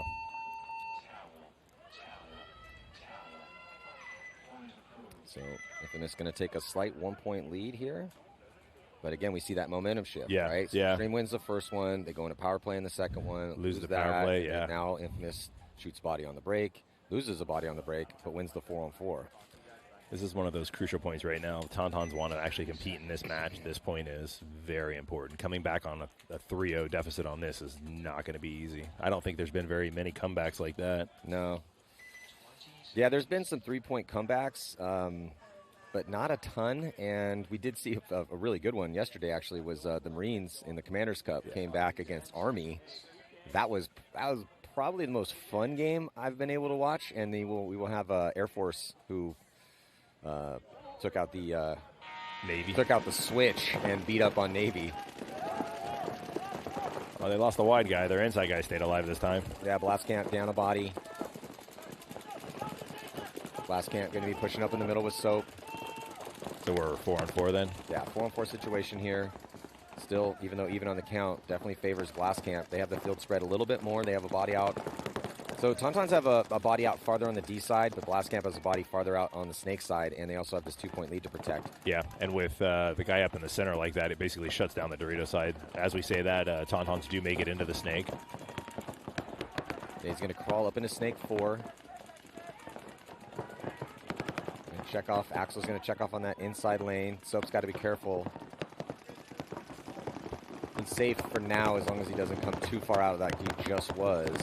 He just shot the wall, the mini wall. Axel just shot him.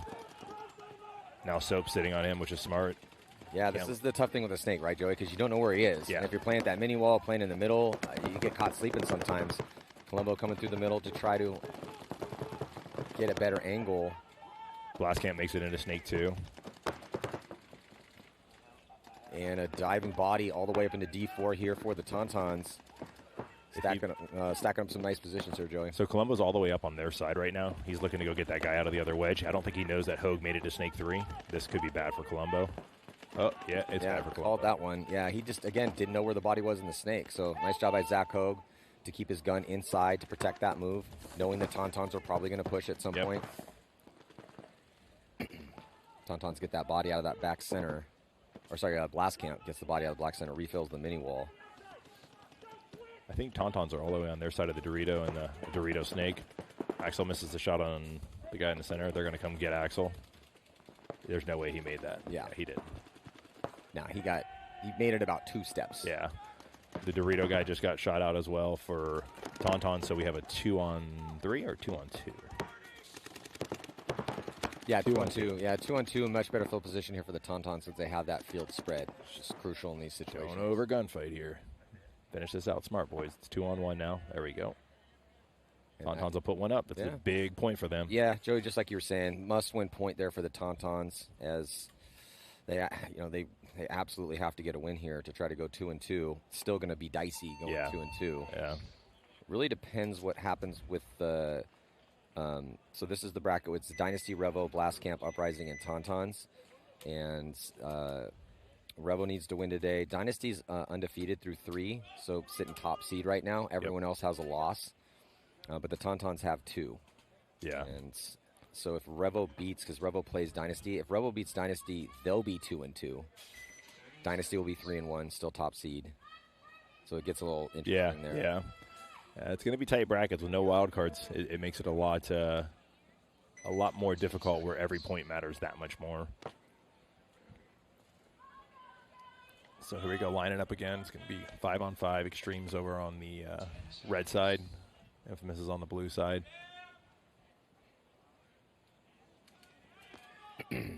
See if Infamous can keep this momentum going. They also need a win. On the breakout right now, looks like Silberg is going to make it to the tower for Infamous. Referee checking out body for New York Extreme, back corner bunker with Thomas Taylor. He's alive. 5-on-5 break in good field position here for NYX as they have Pat Kraft up in that middle, and he's looking towards the D side. Rodarte hears his gun, though. Rodarte wants to go get him. Yeah, this is a pretty even break, honestly. Yeah, both have a body up in the middle. Both have bodies in the snakes. They're both wide on the Doritos. Yep. Like, this is as close to even as you can get on a break. But Jerry's looking inside. Ooh, Zach Patient catches Pat Kraft. Beautiful job by Zach Patient. And it's kind of a miracle Zach's even playing this event. He had back surgery not that long ago. Caro needs to be careful here if he gives that body up sloppy leg. There you go. He ended up trading his middle guy out too. So both snake guys killed their middle guys for both teams, which is huge. So we're still at about an even break right now. Yeah, it was a risky wrap there for 100%. Jerry. Very, very risky. 100%. But he just made his shot. I know Darte couldn't do anything about it. So yeah, still, like you said, still even up here. Both bodies slightly better for Zach Patient because he's in snake 4. But Jerry's very mobile, and he's at snake 3, and he's got a body behind him with CJ Cantor. Zach Patient also has a body behind him with Callie Rudolph. And then both teams are still posted up at that back center. Is that Sam or Tim in the Hertz? I can't tell which one it is, but they're looking to go. That's Sam. Yeah, he's looking to go. He keeps fighting with his mirror and the home. The home's not coming off of him, though, so he might be stuck there for a minute. Yeah, and Infamous also does have a lead to protect, so Sam, it would be nice for him to get up that Dorito side. Some real nice shots up the field from there. But he can be patient here because eventually New York Extreme is going to have to do something and move up the field. Agreed. I don't know if Zach knows he left the corner. Yeah, I don't think he does either, just based on the angle he's just shooting his gun at from here. Yeah. Thomas Taylor is now mirrored up with Sam Silberg. This is an interesting battle back and forth here in this point. Yeah, this is about as even as you can get. I mean, they're pretty much mirrored in every spot. Snakes a little bit different, but here we go. Now the snakes are even. Snakes are even, but Joey Callie Rudolph getting checked out by the ref right now. Is he clean? He's been getting checked for a minute. Looks like he's good to go. This is where Caro needs to go. So Sam is going to launch, get up into D3. As Jerry Caro is at the 50-yard line here. D4. And Zach does not know that Jerry's there. Oh, they get that kill on Bo Milo. So Caro launches. Good zone control here from Infamous. As now Zach Patient, only body in the snake. Callie Rudolph gets clipped, though, from the back corner. But the last 2 bodies get shot here for Extreme. Interesting point, but it's going to go here with 3 bodies alive. Just clock it in and win some gunfights here at the close of this one. Good job by Patient, Silberg, and Barrett. Yeah, they're still not sure what happened here. The bomb went off, and they're trying to put it together. Surprised Extremes is not submitting the point and getting more in. Yeah. At this point for them, it's just more about pride and fun. Yeah, for sure. They are also kind of banged up. No Josh Taylor here at his ankle. Yeah. That's why Bo's getting the spin. I heard Caro was hurt, too. I'm surprised he's still playing. Yeah, I guess Jerry's kind of always sort of hurt. And then that new kid, Jacob Keck, that they picked up, he blew his hamstring out. Jeez. So he played on it in that last game because it was still a chance if they go 2-2. If they, but they lost that one as well. So, but yeah, we haven't seen him at all. So I guess it must be like officially blown out. I mean, the last point he was playing in the snake, and it took him 10 seconds to stand up. Yeah, that's and rough. Limped off. I mean, at least he limped off under his own power, but it did not look good. Yeah. And I heard that he was playing really well for him in the practice.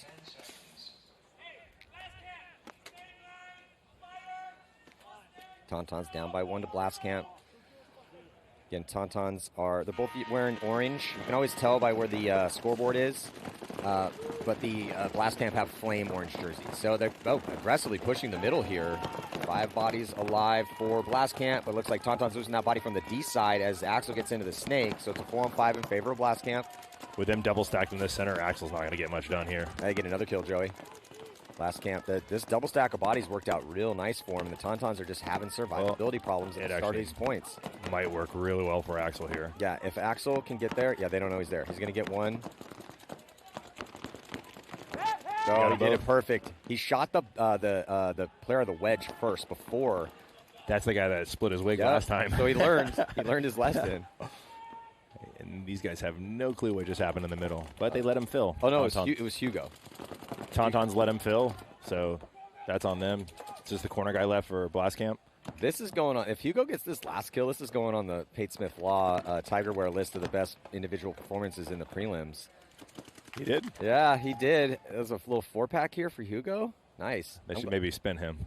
Yeah, that's going on the list. Hugo, great job. I'm glad also that Hugo's playing because he got a little collision with Arturo Andrade and either got stabbed in the top of his head or was tanked. I couldn't quite tell. But I was wondering why he hadn't been out there. He got staggered and took a real slow walk off. Yeah, might have rung his bell. I was curious why he hadn't been playing because, I mean, he's a solid player, and not seeing him out there was a little bit odd, so that makes a lot of sense.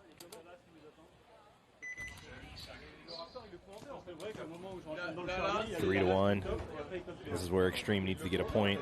You don't want to go down by 3. Down by 2, you can play. Down by 3, it gets super rough to come back on teams. Yeah.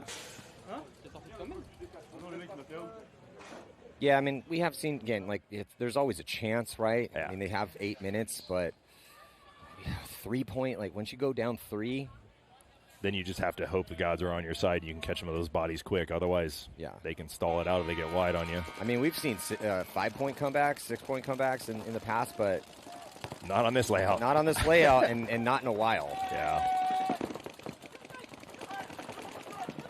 Two bodies dropping out here, one for each squad. It's 4-on-4. Rodarte's going to fill up the middle, and one of the referees is running after. Who's that in the snake? Number 15. I don't know who that is. Yeah, that's not Keck. That's the other new guy they picked up. Gotcha. Extreme fills in the Dorito 1 over there, or Dorito 2, along the wire. He's for this guy on the Dorito side. If he's smart and keeps his gun inside, he has a chance of catching this guy in the middle, and he's on the wire. He comes back out on the inside now. He's probably going to get his head split by Rodaro. Yeah, Rodarte's looking that way. Still, he has there's a bunker blocking him out for now. He's going to come across. He made it through clean, it looks like. Wow. Kraft makes a fill out of the corner. It's a good fill. And Callie Rudolph gets into snake 3. Barrett gets out of the home bunker for Infamous, gets in that mini wall. This is where Bree's going to come. Oh, we're going to see a penalty. A minor penalty assessed on Callie Rudolph. That's going to pull out Barrett, puts Rodarte in a real tough spot. Sam Silberg is still alive, but it's just Sam and Rodarte. Those are the frustrating ones. Those penalties that they get like that where you're up and you're in control of the point. As a coach, you're just like, why? Yeah, you're up bodies. You're up points. Nothing good about that. They still got to close this point out, though. Well, Pat's looking around, Pat Kraft Jr. looking around, not feeling any pressure. Silberg is going to see the move, but not before he dices up Rodarte, so now it's going to be a 2. It was a 2-on-2, now it's a 2-on-1. Pat Kraft has the snake side completely blown open, and then he's going to get the drop across field on Sam, give him a couple, and fair. They are right back in this match. So, again, that was the crucial point. They did get a gift of that penalty on Callie Rudolph. 3-2 will be the score with 6:04 to go if Pat is clean. Looks like he is. At least they're making it entertaining for us, Joey. Yeah, absolutely. Blowouts are not fun to commentate on, so I like competitive points, competitive games. How are you guys feeling right now? How's Damage feeling? Good. I mean, we just got to go out and perform, right? Yep. Show up and do what we need to do today and go from there. Yeah, it's rough, obviously, to drop that first game, but at least you knew right out the gate, okay, well, now we need to dial it in. Yep. We've won a lot of tournaments losing one match. Yeah, I mean, Damage is not the worst offender of this, but some of the top teams in the world need to get punched in the face every now and then to wake them up. Yeah.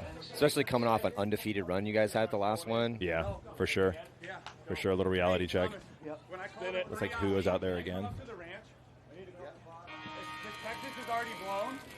So jumping back into this next one here with a tie game, just under 6 to go. 4-on-5 break here in favor of the Tauntauns, and Hugo's going to dip into the snake again. He's coming all the way down, too. He's already at the 50. And they don't know he's there. Nope. And Blast Camp, they just lost their home guy. So now it's 3-on-5, and definitely Tauntauns have all of the spots. They're in D2 already. They're in 50 snake. They just shoot the Y guy on the Dorito side from Blast Camp, so now it's a 2-on-5, snake and the wall on the Dorito side. Yeah, we've seen teams do this a bunch. Is you get in the snake and you just fully commit and go all the way to the 50. Legion was doing it very well with Malloy. Yeah. They were also stacking. It was a double stack because they'd send Krill up to the middle, and then they'd send Malloy, and he'd hit the deck and literally just crawl up there the entire way. Yeah. Oh, penalty on the Tauntauns. Oh, man. So Hugo is up there doing work, and they won a couple gunfights, but the penalties are making it interesting. It was funny, Joey, when we started out on day one. You were up here for it. Yeah. And how it was a very clean game. Yeah. No penalties thrown. We're like, oh, maybe World Cup's not going to be penalty-ridden, crazy term. No, that was not the case. Hugo shoots the guy out of the wall, so now it's a 2-on-1. Axel grabbing that minor in the corner. It would have been a 4-on-1, and this would have been an easy go. Yeah, this guy comes. This is a good move. I don't think he got him clean, and if he did, I think he just got. No, he's still alive. He did. Zach Bogue somehow got through that gap and bunkered out Hugo. The Dorito was on him the whole way, too. That's crazy. Still a 2-on-1 situation, though. But Zach made this one really interesting. He's going to have to hope that one of these guys makes a mistake. Oh, that's a big gap to go through, Zach. Yeah, nice job by Clarenbeau. Clarenbeau did a little tactical retreat to go back to that inside Aztec, and then Zach decided to do a retreat of his own, but went right into Clarenbeau's gun because he had no idea he was still there. That actually wouldn't have been a bad move if Clarenbeau was still in that Dorito, because the wedges would have blocked him out. As soon as he made that next bump, that was it. He had to do something, so Zach did the right thing there. So now Tauntauns are winning this match, and all they had to do was get 5 alive. Amazing. But for the Tauntauns, this is a good look mentally. Mental toughness, right? Yep. Things are not going your way in the beginning. You're losing points. You're losing bodies on the break. Got to find a way to get 5 alive. Yep. They did that, and they're getting some good individual performances out of a couple guys. Hugo playing outstanding right now these past couple points. So we'll see if they can keep that momentum and try to put a win on the board to preserve their chances here at the World Cup. Again, Tauntauns with a win here, they'll go 2-2, and in that bracket of death gives them a chance. But because their losses haven't been by a massive amount, but their wins haven't either. I think they need to win this one. I'd have to count the numbers real quick, but I think they're going to need win this one by 3, 4 to have a legit chance. Well, Callie Rudolph shot off the break here for Infamous, and they're going to be losing Sam Silberg. Joey not looking good for Infamous in this one. You know, it looks like Extreme's going to, as long as everything goes the way it should, they should be able to close this out and get back in this game. But then they let Barrett fill all the way to the corner. Yeah, and then Thomas filled all the way into D4 from the mini wall. But then they let him get in the snake, too. I mean, when you're up 5 bodies, you got to stay on your guns, man. You got to control these lanes. Don't let these guys do these fills. These should have been easy kills for him. Well, yeah, when you shoot outside bodies, where do they have to go next, Joey? Yeah, they're going to go outside. They got to go outside. You have to keep outside containment. Yeah, Jams goes down, so now you got 2 left, the Dorito corner and Snake 2 on all 5. Yeah, I haven't seen anybody walk. It's 5 on. It's a 1. A lot to a little right now. 5 on 1 right now. This is where Travis needs to be smart and not let his guy get too diced up here, especially if he wants to turn him.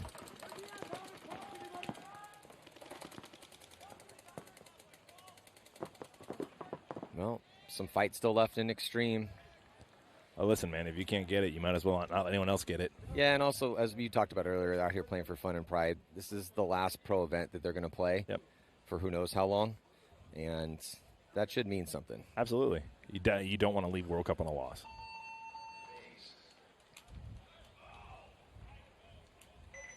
I have heard that they're going to, that Bo will keep Extreme as a semi-pro team, because, you know, sometimes when the pro dream dies, the spirit, the spirit to fight out of that semi-pro, because it's hard down the semi-pro division. Yep. To come out of the semi-pro division is really difficult. Looks like Leverage is potentially going to be the team coming up next year as the new pro team. Yeah, those guys are strong. They're going to have quite the learning curve to run into, but who doesn't when they first come up? Yeah, that's almost always the case. And we really haven't had too many teams come out of the gate as a new pro team. Some have better looks than others, obviously. Yeah, of course. You know, like Fitz undefeated right now. They finally made a Sunday. Blast Camp did make a Sunday. It's also 2 different conversations. Are we talking expansion year? Right. We're booked out to 20 teams, or historically? That's a conversation for a podcast. Oh, a little bit of a stumble here for Blast Camp, trying to make it out wide, and he gets taken out, but they do shoot another body. Out of the home. Might be getting a shot, and the snake. Hugo as well, too. So another good break for Blast Camp. Yeah, they lost a body, but it's a 4-on-3 for them. Absolutely. And nobody's in the snake on either side, so it's the least of the worst-case scenarios. Yeah, and Joey, they took that ground in the middle again. Yeah, with Soap sitting on that edge, he's basically going to lock him in. Oh, but just when you got to stay alive here in this really close match. I think they lost. Was that Jackson? Yeah, that's Jackson. La Papa actually needs to stay on this and not let Axel fill out. If Axel gets into the snake right now, it's going to be really bad for a blast. So La Papa does a little tactical retreat to get an angle on that Dorito side and have a little bit more survivability being that far up. But they are pushing the issue on the D side a bit as they get to that 50-yard line brick. Still need to get that body up and out of that D1 position, but he's shredding paint. Yeah, between shredding paint and the home guy just staying on him, for him to get through, he's got to go through a gap, which is not the ideal thing, especially if he can't shoot the guy in. Oh, I'm not saying he needs to go right now. Yeah, he definitely needs to go.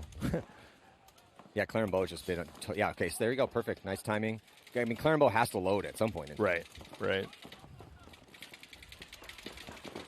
Bend, don't break moment. Yeah, right now for the Tauntauns here. 1 point lead, 2:38 on the clock, and some decent position for Blastcamp, but no one on that snake Axel just side. got shot by La Papa. Great, yeah, La Papa playing really well here. Clarenbeau somehow gets out of that back center, gets into the Aztec to slightly spread the field, and here comes a big fill all the way coast to coast from the D side to the snake side. But here comes the attack from Soap. So it's Soap and La Papa up the middle for Blastcamp as they dive into the snake as well too. Actually kind of like that move because the guns were shifted for Tauntauns. There's not a lot of guns left, but they were looking D side for so long. And now Abelson gets his move, can move into the snake. This is the easiest way to spread the guns all the way across, though. Definitely him getting in that snake is the ideal move. He just needs to keep coming. It was just a huge bite. Yeah. He needs to keep coming, though. Like, don't stop. Yeah. He's in a he's in a great spot right now. They do get the kill. Top. Get the kill, and they get the other one. Yeah, so good close. Really good close here to tie this game up.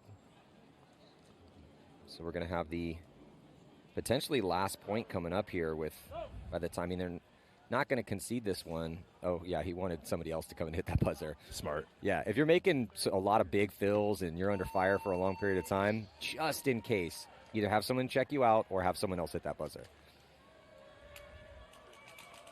Looks like point's good, so it will be 3-3 with 1:29 left to go. Blastcamp with the momentum. It was Blastcamp to start, Tauntauns answered, and now Blastcamp ties it up. Good game here in this set. Super good match. And it's just that shooting on the break is the biggest difference. When Blastcamp catches that first body, it makes it a lot easier. Yeah, that's definitely been the big difference. When Blastcamp's shooting that body, because they're doing pretty well in the high body moments, they're allowing the Tauntauns to have individual moments. I mean, Hugo's been a bit of a wrecking ball. So, kind of an interesting story. Tough to call here. Obviously, I think if Blastcamp can get a kill early, I'd have to give it to Blastcamp. Yeah, for sure. And then if they get 5-on-5, I'd probably give it to the Tauntauns. I agree with that. This is a big one right here. Tied up. 4:40. It's a lot of time, but not a lot of time all at the same time. See who maybe get alive. Look at Caro. Big bite by Caro. He is eliminated. Don't shoot your gun. Yeah, he's still got the wheels, but definitely ran into his zone, and they didn't shoot anybody. So it's a 5-on-4 situation here in favor of Infamous to get a shot on Vince as well. So 3-on-5. Lose the home. That's 2-on-5. They shoot jam, so it's 2-on-4. They shoot the guy to the center. It's a 2-on-3. If they can get one more quick kill here. CJ's turning the tables here on this one. CJ can get up here and wrap this. He'll get an easy kill. They don't know he's in the snake. Yeah, they have no idea. They have no clue that CJ's in the snake. No clue. He could kill both of these guys. He's definitely going to get Joe. Yeah, Joe's should be dying here in the next 10 seconds or so. If just CJ, all he has to do is just head check this zone. Nope, he messed it. Oh, he missed his shot. He decided to shoot at the Aztec instead of the home. Now they know he's here. It's going to get a little harder. And this is where, as a coach, it sucks because I have 2 guys in good spots on 3 guys. I need the point. Like, what do I do here, right? Yeah, and you're also slightly frustrated because if he makes that kill. Right. 2-on-2, we're in dominant position. They let Callie fill out. Yeah, and because you're still hovering over the buzzer right now. Yep. But with 3:30 in a tie game with good, decent positions, got to let this one play out a little bit. I let it go to 2 minutes, and then I submit it if I'm not in control. Ooh, definitely submitted now. Now they got to blow that horn. Well, they shoot Callie. It's 2-on-1. Yeah, it's 2-on-1. Field's not spread for Infamous, and they don't know the count. I don't think. I don't know, man. This is a tough call. I feel like probably need to submit it. I give another minute. Yeah, it's again 3 minutes. I'd give Thomas a little bit of time to work. It's Thomas. He's very experienced in tough situations, and all he's got to do is land one shot. Yeah, and Infamous has well. Now I would submit. Yeah, cool. But they still haven't submitted. Yeah. They gave Thomas a little bit of a chance, and he just walked right into Tim Brusselback's gun. At least he tried, though. Yeah. I'd rather him do that than sit there for another minute and make me submit it. I hate giving points away. Oh, we got another puking situation here. Is Thomas Taylor letting it fly? That's good for him. That means he's getting warmed up. Feel that acid burn in your throat for the next point? Honestly, if Thomas isn't puking, you know he's not putting any real effort in. It's not the first time we've seen that. True. That's very true. I have known Thomas for 24 years, 23. Too many. Anyway, Yeah. but I've seen him puke quite a bit. Yeah, absolutely. That's a big point here. Yeah. We got a minute and 30 left, so this is a very short time. Yeah, again, key is the break here. Blastcamp been getting the better of the Tauntauns on the break, so can they do it again? Ooh, the whole close one here for both of these first attackers for the Tauntauns. The ref's checking out body in Snake 1, and he's good to, or D2, he's good to go. They ended up shooting one of the wide guys on Blastcamp. I'm sorry, not wide guy, the inside wall over there on the Dorito side. Taste their own medicine. Yeah. Axel with a nice fill out to get behind Hugo. Hugo's already at the 50-yard line. We're looking at 1 minute here. There's another one out of the Dorito corner. Yeah, for Blastcamp, as Blastcamp makes it, La Papa able to spread the field a bit. Oh, they're going to be losing the mini wall as well, too, so it's just 2 bodies left alive for Blastcamp, and they're both on the same side of the field, on the Snake side, and Snake 2 in back corner.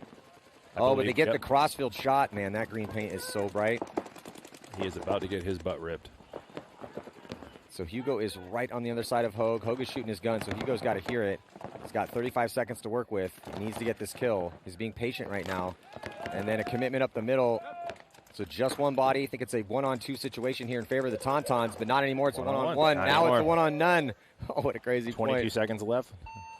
So they're going to get a concession. We're going to see a just flying staggered attack here for Blastcamp as the Tauntauns gritty out here to get this lead. That was one of those points if I was the Blastcamp, or if I was the Tauntauns coach, I'd be like, for real? I know we're on short time, but you don't have to run into guns. Calm down. Yeah. Hugo, you hear the guy shooting. Just wrap around and shoot him. You guys trade, you're good. Yeah, I mean, La Papa was basically standing up over the top of that spot, blazing his gun in the middle. Hugo was down low. Yeah, you got to worry about Axel in the back corner, but just stick the gun around real quick. It's over. Yeah. Because even if he trades and that guy doesn't have to make that highway run, 100%. You're still okay, because then it leaves you in a really good situation. No different than the Dorito guy, though, that had to run with the same time the other guy was running. Let the other guy get there, let him start shooting, and then you can just dive through it. You're not worrying about the guy shooting you. Here we go on this one. A little bit more time left in this game, in this set. 2:45 alive for both squads. Is that Josh Taylor? I don't think so. Maybe it is. Thought I saw some dreads. Maybe not. It might be. Might be. Josh Taylor's ankle looked like somebody had stuck 4 tennis balls in there. So it is Josh Taylor. Props to you, bud. Not sure how he was even walking on that ankle yesterday. Yeah. They let Infamous into the Snake, so now both teams are matched up in the Snake, matched up in the Aztecs, matched up to the home. I would give Extreme the advantage on the Dorito side. They are on the inset Dorito over there. I mean, I know the adrenaline's pumping for Josh, but I'm just wondering how that mobility is. Yeah. I mean, he made it out there, so that's the first step, and then he's just made the corner, so apparently he looks fine. Did what he needed to do to get there. You wrap something tight enough, you can usually make it work for a minute. Yeah, that's true, especially when you get that adrenaline going in. Yeah. Adrenaline is a great painkiller. Still 5-on-5, 1:42 left. It's going to be on Extreme to make this happen, which is this benefits. Oh, Infamous just lost the body. Callie dies. That's a very rare death of Callie out of the Aztec. Yeah, but Sam Soberg's now muscling his way into that D3 position. With Rodaro staying here on the Snake side, just pounding this bunker, it's going to be hard for Caro to get around. Coming up on 60 seconds here. Yeah, Rodarte's just been really dialed into pumping that lane, and Infamous has the lead to protect here, so can Extreme get through these angles? It's a good move by Sam to get into that D3 position, so he can protect that outside in case somebody streaks down that way. Yep. Zach Patient getting the Snake 2 is a good one too. They're looking to come now. You got Josh up in the Hertz bunker. You got 2 in the Snake, 1 at the Snake 2, and 1 at the Snake 3 or 4 for Extreme. Now, can you dig these guys out? Yeah, they're putting themselves in attacking positions, Joey, but somebody has to launch in the next 15 seconds. Oh, Zach Patient wins the gunfight on Jerry Caro. And the running referee, yeah, CJ is coming in, getting checked out. Nope. He's good to go, but they're running out of time. Cardinal sin of paintball is if you're alive in your bunker by 1 point, down by 1 when time expires.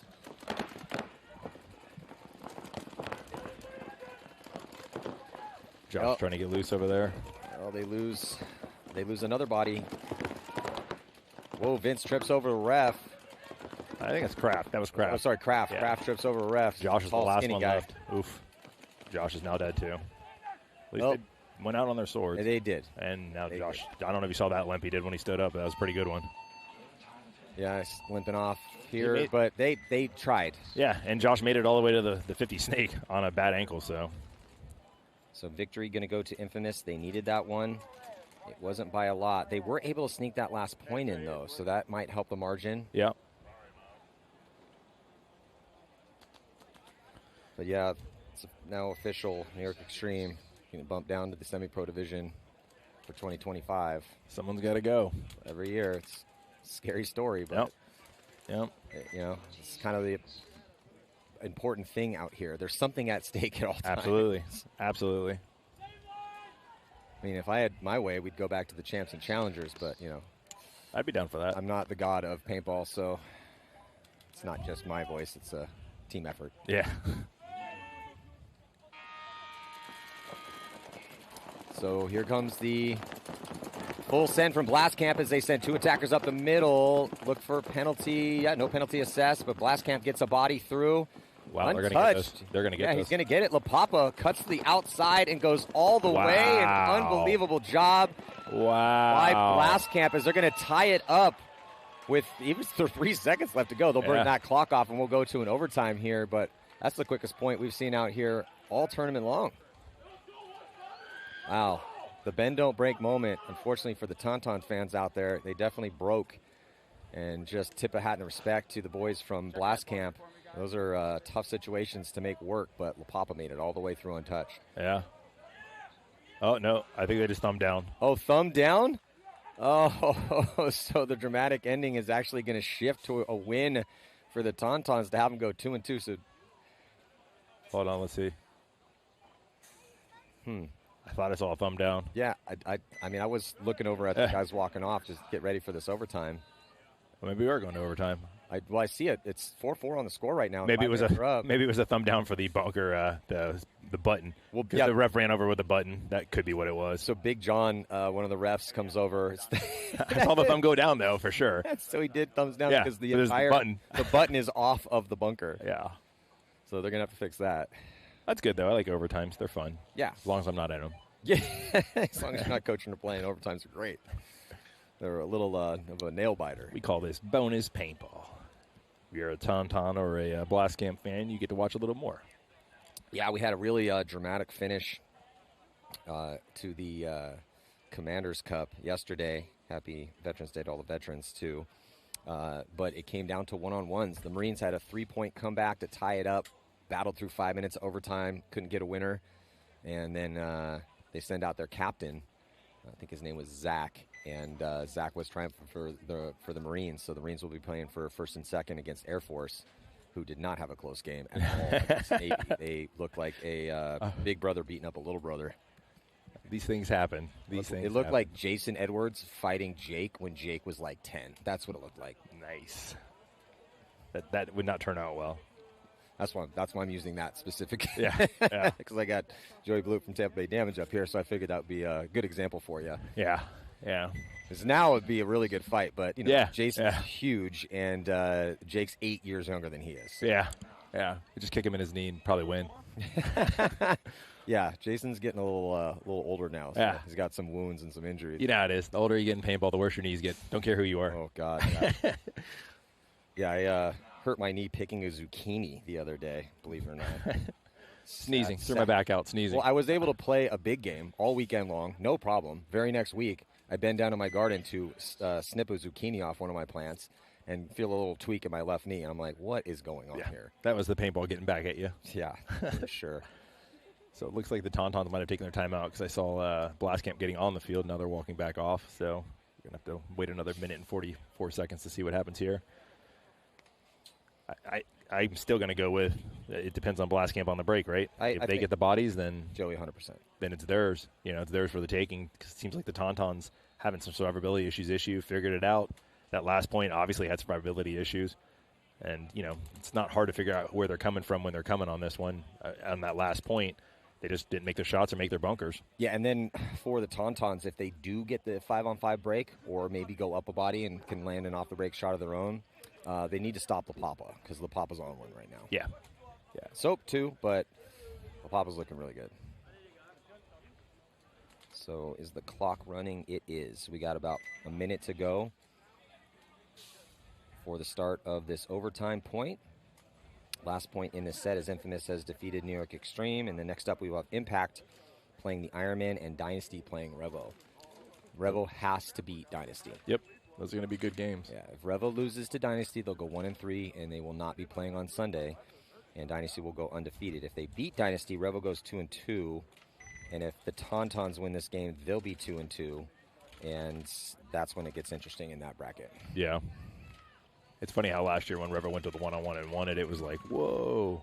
And then this year it was like opposite. It was literally a mirror, the opposite way, right? Yeah, like, it was Weaver again. Yeah, yeah. Well, that was that call. It's like, do you send out Cody or do you send out Weaver now? Because Cody is a one-on-one tournament champion. I've seen him win a actual whole tournament, one-on-one. He looked good in it. That was a few years ago. It was during COVID when we had the Ultimate Shootouts. Weaver's kind of the more hot hand, but Cody was playing really well, too. I still like the choice of Weaver because he's been a one-on-one hero for him before. I've given out, we have these red and gold coins that I give out for one-on-ones, and I've given a ton to Weaver in the past 3 years. Yeah. And it was also interesting strategically, again, we're talking about one-on-ones because this is overtime. If it goes through 5 minutes, we are going to get another one-on-one battle, which we've already seen out here a couple times at this event. But they just stayed and gunfought each other from the home position. Well, I will say in a one-on-one on this particular layout, getting out of the home is not going to be easy. Oh, yeah, I know. I get why they did it. It's you don't have much of a choice. We've seen a decent amount of these over the years, Yeah. and that's not normally how it Well, goes. normally the home is a poo-poo bunker when a one-on-one, and you have to go somewhere. On this particular layout, if you try to leave the home and the guy if he's on your side, you're done. So you would have to almost time it perfect. And then where are you going? You're going to a kneel-down You're going to wall, a mini wall, which is or a terrible one. a small Aztec where he's still standing over the top on you. Well, I like the Aztec, actually, as a one-on-one bunker. Like, in the duel, they're all Aztecs, essentially. Right. But I hate mini walls for Right. one-on-ones. Right. So you almost have to go to the Aztec. Which means if I'm playing a one-on-one against you, I'm pretty much favoring that way out of home the whole time, waiting for you to go. Yeah. Like, Again, I get it. It was just haven't really seen it a lot. Totally makes sense. I'm pretty sure didn't the other one-on-one end like that too? The guy home to home in the Commander Cup? I think he came up in the middle a little bit. Okay. It was a pretty quick one, though. Yeah. Yeah, he jumped early. Tauntaun guy jumped early. Oh, it's just a terrible break for the Tauntauns here as they lose 2 bodies. It's a 5-on-3 situation here in favor of Blast Camp, and this should be their game to win, which will put the coffin nail down on the chances here for the Tauntauns, and that's got to be a heartbreak for them. Last year, the Tauntauns got the bye and made it into the semifinals, and then lost to Dynasty by 1, who went on to win the tournament. Yeah. This time, most likely not going to be playing here on Sunday. It's a game of inches. He literally jumped his gun half a second early, and that's the start of the dominoes falling. Well, like you said earlier, Joey, so many things have to go right for you to prevail out here. And not many have to go wrong. The paint, the equipment, the plays, the mindset, all of it. Yep. That's why it makes it fun and challenging. It's so rewarding when it does go well. So, yeah, Blast Camp should be a pretty easy one for them as they have a massive, like you never are supposed to lose 5-on-2s. It would take a series of cataclysmic errors for Blast Camp to lose this game. And now if it happens, it's Matty's fault. I just got to call it like I see it. The paintball gods are going to do what the paintball gods do sometimes. You haven't had a commentator curse in a while. That's true. That's true. Yep, he's gone. So the Hertz bunker's gone. It just leaves Axel in this corner over here. Now, 5-on-1, you're never supposed to lose. Yeah. There, how's that? My there turn. you go. There you go. My turn. It didn't work out for them. They're going to shoot each other, maybe? I don't know. Yeah, well, the kills came so fast they don't have the count. Well, I don't think they realized that the one guy jumped early and that was the first kill. So they're going to be off by 1 no matter what.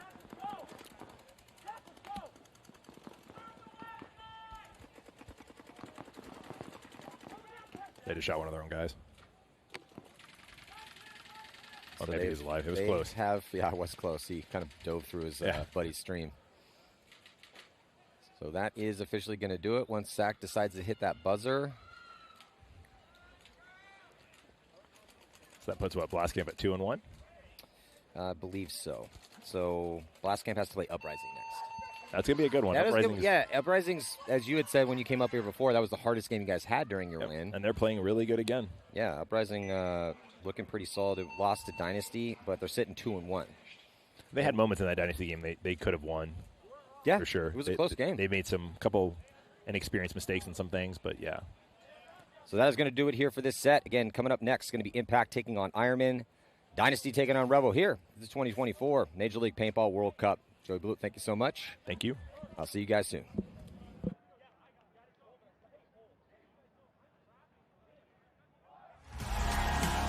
The game of paintball is a fast-paced, high-intensity sport. But at its heart, the concept is simple. Shoot your opponents before you get shot, and then march down the field to victory. In the Major League Paintball Pro format, each team fields 5 players at a time. They have a buzzer on their side to protect. Hit the opponent's buzzer, win the point. En route to the buzzer, both teams will be locked in gunfights, utilizing diverse strategies while moving up a field full of bunkers, fighting to get into critical positions. And these strategies could change given the score and the time left on the clock. There's 15 minutes in regulation, and the highest point total wins the game. If there is a tie, then a 5-minute overtime period will be played. This is chess with guns, with no quarter given and no quarter requested. Welcome to Major League Paintball.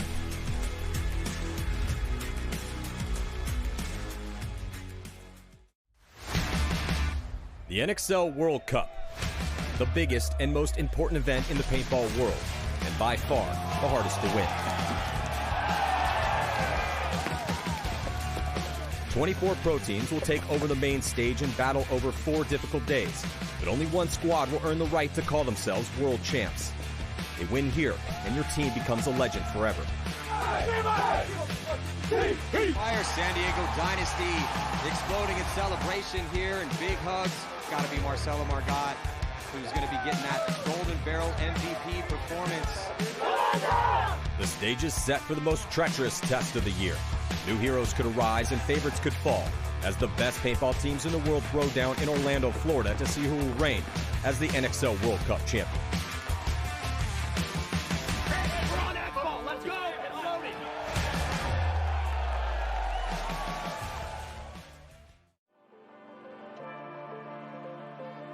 Brent is the one that selects everybody that he wants to have show up here at the NXL to represent himself, Aerosol Factory, and Carbon Paintball. We've got an assortment of guys now, kind of a rebuild from our semi-pro days. A pretty aggressive team. We usually identify our opportunities very quickly and then try to exploit them as soon as we can. I would say working with Carbon is unmatched in the industry. From the first day that we joined the program, I felt like I had a voice. I think the thing that sets Carbon apart is just the constant desire to improve. From the time that I get a product, I'm constantly getting bombarded with phone calls, text messages, emails from Walker personally, asking me my thoughts, asking me for my feedback, and I just don't think that you see that elsewhere. I've been at other companies and I've never had that type of interaction. Where you see other brands, they're putting their pro athletes up on the pedestal and they're the ones marketing the product, but at Carbon, you can get your photo up on the website and you can see yourself holding the new product and taking promotional shots, and it's just kind of a cool thing that puts their divisional athletes in the limelight. If you look around here at the NXL events and across the country at regional events, you'll see more and more teams showing up in Carbon jerseys, and there's a reason for that. They're innovating and making new products, which is great. I just think it's the best.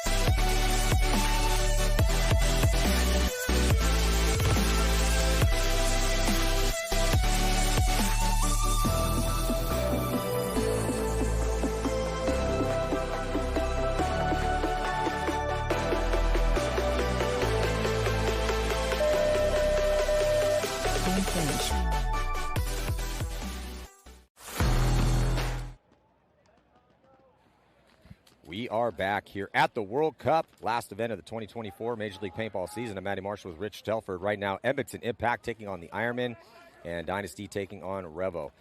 Impact's been looking pretty good. They won some really close matches against Infamous and the ML Kings, and then also were able to defeat New York Extreme. So undefeated through 3. Ironmen looked really good day 1, and then lost to the ML Kings in that overtime match. So about to jump into this one here. 10 seconds to go. Ironman Impact, Rich, who you got? I think Impact's been playing a little bit more consistently. So I think they have a slight advantage, but I think this is a very evenly matched up game here. Omar running up the center of the field, gun in hand, just gunning the zone. Kyle Nicolau gets caught going D-side for Ironman. So 5-on-4 advantage here early on this first point, Matty. Yeah, just a couple bodies coming off. And Impact so good on the break, and they've really picked it up since missing Sunday at the second event. With some semifinal finishes here. Definitely a favorite to win this tournament. And the Ironmen with this new roster this season, it's got a lot of punch in it and a decent amount of experience. Yeah, 5-on-3 advantage here for Impact, Matty. Looks like we have Nick Sloviak coming up in the booth as well with us as the towel is thrown in. The concession from the Ironmen is just O'Mara up in the middle. So beautiful first point here from Edmonton Impact to go up by 1. Next up, San Diego Dynasty coming out, also undefeated, and against Revo. Must-win situation here for Revo. Dude, get him out of here. Oh, it looks like Nick Sloviak's rooting on Revo here. Hey, we're all human. Everyone has their biases. And it looks like Dynasty going to be first to strike as they shoot that first attacker, trying to get the Snake 1. They also shoot Benny Carroll as well. 5-on-2 advantage, man. 5-on-3 advantage, sorry, for Dynasty here. Yeah, they shoot Bowen and Carroll, and maybe Revo might be losing that back center as well, too. They do. That should have been a penalty on the back center player. This is a quick one. Devin Stewart gets pinched out, trying to make it out wide. So Dynasty looking real good here in this first one. Just one body to shoot, and that should be pretty easy here, as actually Coach Mike Jeffrey is going to concede the point here for Revo. Yeah, it was a smart concession. Yeah, Dynasty looking pretty sloppy that point. Certainly need to tighten up the breakout, get their lanes down a little bit more, maybe communicate a little more, spread the field. I don't know what they're doing, but whatever they're doing, it's just not right. They definitely need to make some adjustments there. Matt and Nick, you can probably speak on their lack of performance on that point. Yeah, I mean, how did they not shoot 4 off the break? You know? Thank you that someone's finally seeing my point of view. Well, they're all kind of short. Oh, that's true. They can't see over those center bricks. Blake and Yosh are not short. They weren't out there. Neither's Harrison. Maybe not. I don't know. I didn't pay attention. Harrison wasn't out there. He wasn't out there. It was the short squad. Yeah. That's the one, like, all the old pictures of Dynasty in the magazines that always got me. It's like, they're all the same height. And I was like, how are these guys so short? Listen, do they not have good corn in California to They grow? won a lot of tournaments. They didn't win a lot of fights. Hey, Rich and I are Californians, and we're not short. I know. You're from California. On the breakout right now, see if Ironman can get one back, as they do live through the break and take a little bit of ground with Kyle getting into that D2 position. Here comes Impact up the middle, though. Love that move. The ball up the center there. He's got JC in the Snake. JC's going to play the Malloy in this, hopefully crawl up here to the 40 and work with go ahead, the Rich. ball there. Yeah, he needs to tell Nick, though, if there's no one in the Snake for the Ironman. Yeah, that's 4-on-4, guys. As now it's 4-on-3, as looks like Zupa gets shot out of the back center for Impact. And, Nick, they lost Brandon Cornell, so Impact losing a couple bodies here. Ironman looking like they might have a chance to tie this one up, as Tom Guest taking the walk for the Ironman. 4-on-3 advantage here for the Ironman as they push into the Dorito 4 on the top side with Nicolau. Yeah, they just have to find the bodies. I don't know that anyone's called out Nick Laval. He's had no pressure put on him, but at the same time, if JC on impact could have told Nick there was no snake, that would have allowed Nick to wrap all the way around and put pressure on O'Mara and Henry filling over here. Because essentially Nick's gun was out of play the whole game because there was no one attacking the snake. That's a really good point, Nick. I'm kind of surprised you made that point. Well, I can do simple addition. It's only 20% of your firepower. Sorry, I'm a little salty after that last match. I don't blame you. Nick Laval retreating again, getting into the wing that's D-side now. Gets in there clean. So he was, early in the game, he was up the middle, blocking the snake side. Now he's repositioned to block the D side. 4-on-2 advantage for Ironmen as impact player gets shot. I think it's Dalton taking the walk on the D side. Yep. So great job here by the Ironman as Kyle Nicolau, though, gets shot. So bodies trading. Looks like Nick Laval has a hit on his face, doesn't it? Okay, face hits do not count. I cannot believe he's playing with that face hit. Well, JC just came out to try to get a shot on O'Mara, not able to do it. That leaves just Nick Laval. The referee sees that's not a flag. I'm going to be shocked. Ref sees what you guys see. Must be some rub. But here comes Henry Sense to run the highway and execute Nick Laval. And that is going to do it. It's going to be 1-1 here. What is on his face? Could be rub, I guess. Sure, yeah. It's easy to the ref checked him out. Down into that groove there. It almost looked like there was a hit there. He cleaned it up, and it just left the rub mark. Yeah. But good first point there. I mean, both teams 5-on-5, 4-on-4, 3-on-4, just working their way down there. Yeah, a lot of back and forth, a lot of body dropping quickly. Let's hope for Revo's sake this next point here, point number 2 against Dynasty guys. The tall line's coming out, boys. Yeah. Look at the first They call this 3. the adult line. The nice thing about Revo is that they can't do anything worse than they did that first point, so everything's going to be improvement, right? Anything going forward from that is going to be improvement.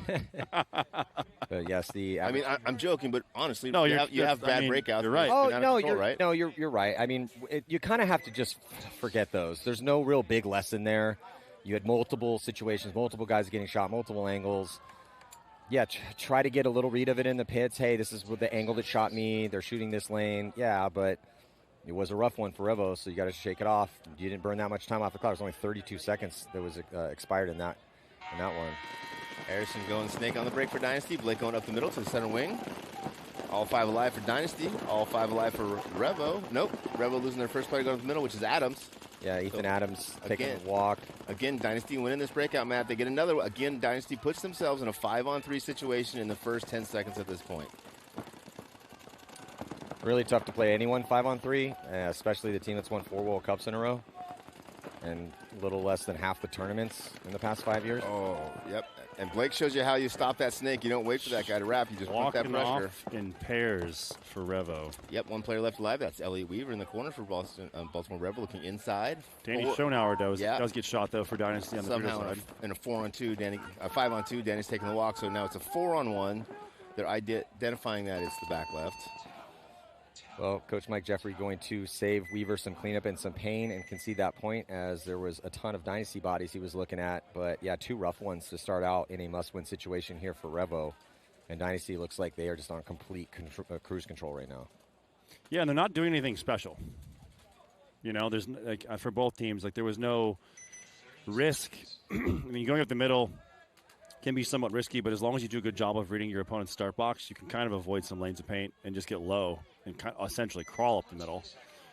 So just a good job by Dynasty of asserting that pressure. And unfortunately for Revo, what it looked like to me is just too many guys are just trying to force the gunfight and, Yeah. Take a second and breathe. But sometimes when you have that do-or-die mentality, and you're like, I got to get in this gunfight and win it, that's not always the case. But also, just the story there is they're just getting murdered on the break. This 5 across the back. Yeah, this game's a lot tighter. 1-1, a lot of game time left, though, as Laval's going to shoot out the break and then release up the middle here for Impact. Impact does lose Mikey Rena, though, so it's a 4-on-5 situation here in favor of the Ironmen. They've still got a double stack of bodies in that back center, and Impact does have the field spread, so they need to get out of there. At least one of them. Yeah, good calls from both teams. Impact with the advantage here, going forward in that snake. Not getting a penalty, a pack. Yep, getting a penalty on that pack hit. Matt Derula drawing the penalty, and that's going to pull out Cornell. I think Laval. 5-on-1, Matt. Yeah, I think Laval was already shot, and there's just that one body left alive, so they are going to talent Rich. Solid one for the Ironmen. 2 in a row for him. Yeah, I'm not a fan of that penalty. I'm okay with the penalty. Rich just wants consistency, right? Consistency, right? As long as the same penalty for everybody. And that's why I would defer to you guys, right? You've been seeing it, but Dalton was crawling up the snake. clipped in the top of the pack. I think that was Drula. Was it Drula? Yeah. Okay. Well, you know what? Then never mind. He deserved it. Yeah. Well deserved. That should have been red. Kidding. That should have been red. But yeah, it's tough. You're allowed to get to the safety of a bunker to ask for a check. Obviously, he didn't ask for a check as he was crawling up, but you don't know. Pack hit. So hybrid line, mixture of the first one and the second one. And by hybrid, I mean they added Yosh. Yeah, it's going to be Arturo heading towards the snake. Yosh and Ryan and Archie shooting off the break. Oh, they lose Yosh, but they shoot Benny Carroll, so it's a 4-on-4 break. Devin Stewart gets outside. Dynasty sees another player, 4-on-3 advantage for Dynasty as, they drop another body. 3-on-2 advantage now for Baltimore Revo. Bodies are dropping back and forth, guys. Yeah, brutal breaks out here for all 3 points so far.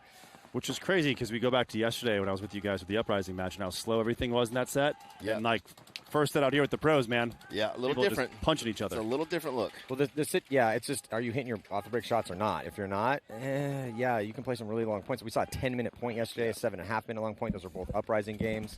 And then we saw a 14-second point on this field in the semi-pro battle that went down. And the big distinction, right, is both levels win the breakout, but the top teams win the breakout and then press that advantage, right? Yeah, so 3-on-2 still in favor of Revo, and they're trying to push in. Ryan Greenspan eats up Sean Salcedo. Now it's a 2-on-2. Yeah, 3-on-2 advantage squandered there from Baltimore Revo. They had 2 players in attack positions on that D side. Oh, and now they lose another body, so it's a 2-on-1 advantage for Dynasty. Ryan Greenspan is feasting. Just Clint Moore left alive in the back corner bunker here for Revo. Yeah, must be a lot of vegan on the diet over there. I mean, it stinks for Revo because they just didn't take the time to slow it up and find connect. The bodies. But they could have played this 3-on-2 a lot better. Yeah, you know, and not force it either, right? It's just 100%. Only a couple points, and this third point's going to be rough. And Revo at this point, what do you do? Yeah. Well, yeah, low body magic here for San Diego Dynasty as Arturo Andrade and Ryan Greenspan prevail here. Great job by Ryan to get that first kill on Salcedo. To even it up to 2-on-2, and it's been all San Diego Dynasty here through 3. Yeah, on the flip side now, Edmonton Impact won the first point. Ironmen with 2 unanswered. So we're heading into the 4th point of this set. I think Impact, because they shoot so well on the break, they kind of rely on getting that advantage on the break, and those points where they don't get that advantage on the break, they struggle a little bit to understand where they're at offensively or defensively. We'll see what they can do. Nick Laval has been getting at the center for them, both on the break and as a secondary move. Yeah. Omara tried going up there, one-handed gangster got that first point. That didn't work out too well. If he would have shot somebody, that would have been amazing. Yeah, I mean, Impact has some of the best scramble players in the game. It's one of the reasons they've been able to win tournaments and be so relevant throughout the years. But jumping into the snake here is a body dropping early for the Ironmen from that D side. Yep, 5-on-4 advantage for Impact as they spread the field. Take snake 2, snake corner, center wing, back center, and the Dorito wing. Yeah, Nick Laval up the center again for Impact. He's got JC and Zupa on the snake side with him. Yeah, Ironman players have to get that back center before they start getting shot. Oh, back center player for Ironman gets shot and draws the penalty because he doesn't leave. That's Omar drawing the penalty there. No, that was Henry Sense. Oh, Sense, sorry. Pulling out Guest. Pulling out Guest. So, yeah, he's in the back center and he gets shot in the pack, and the ref comes in and just throws a minor. I don't know. Nick Soviak, not a fan of minors on pack hits. Or referees. We get it. I mean, again, like consistency. I've seen some shenanigans out here. Listen, I feel like the referees are doing an amazing job. What's the matter with you, Nick? You know how hard that job is. I do know how hard that job is. Show the guys some respect. I do.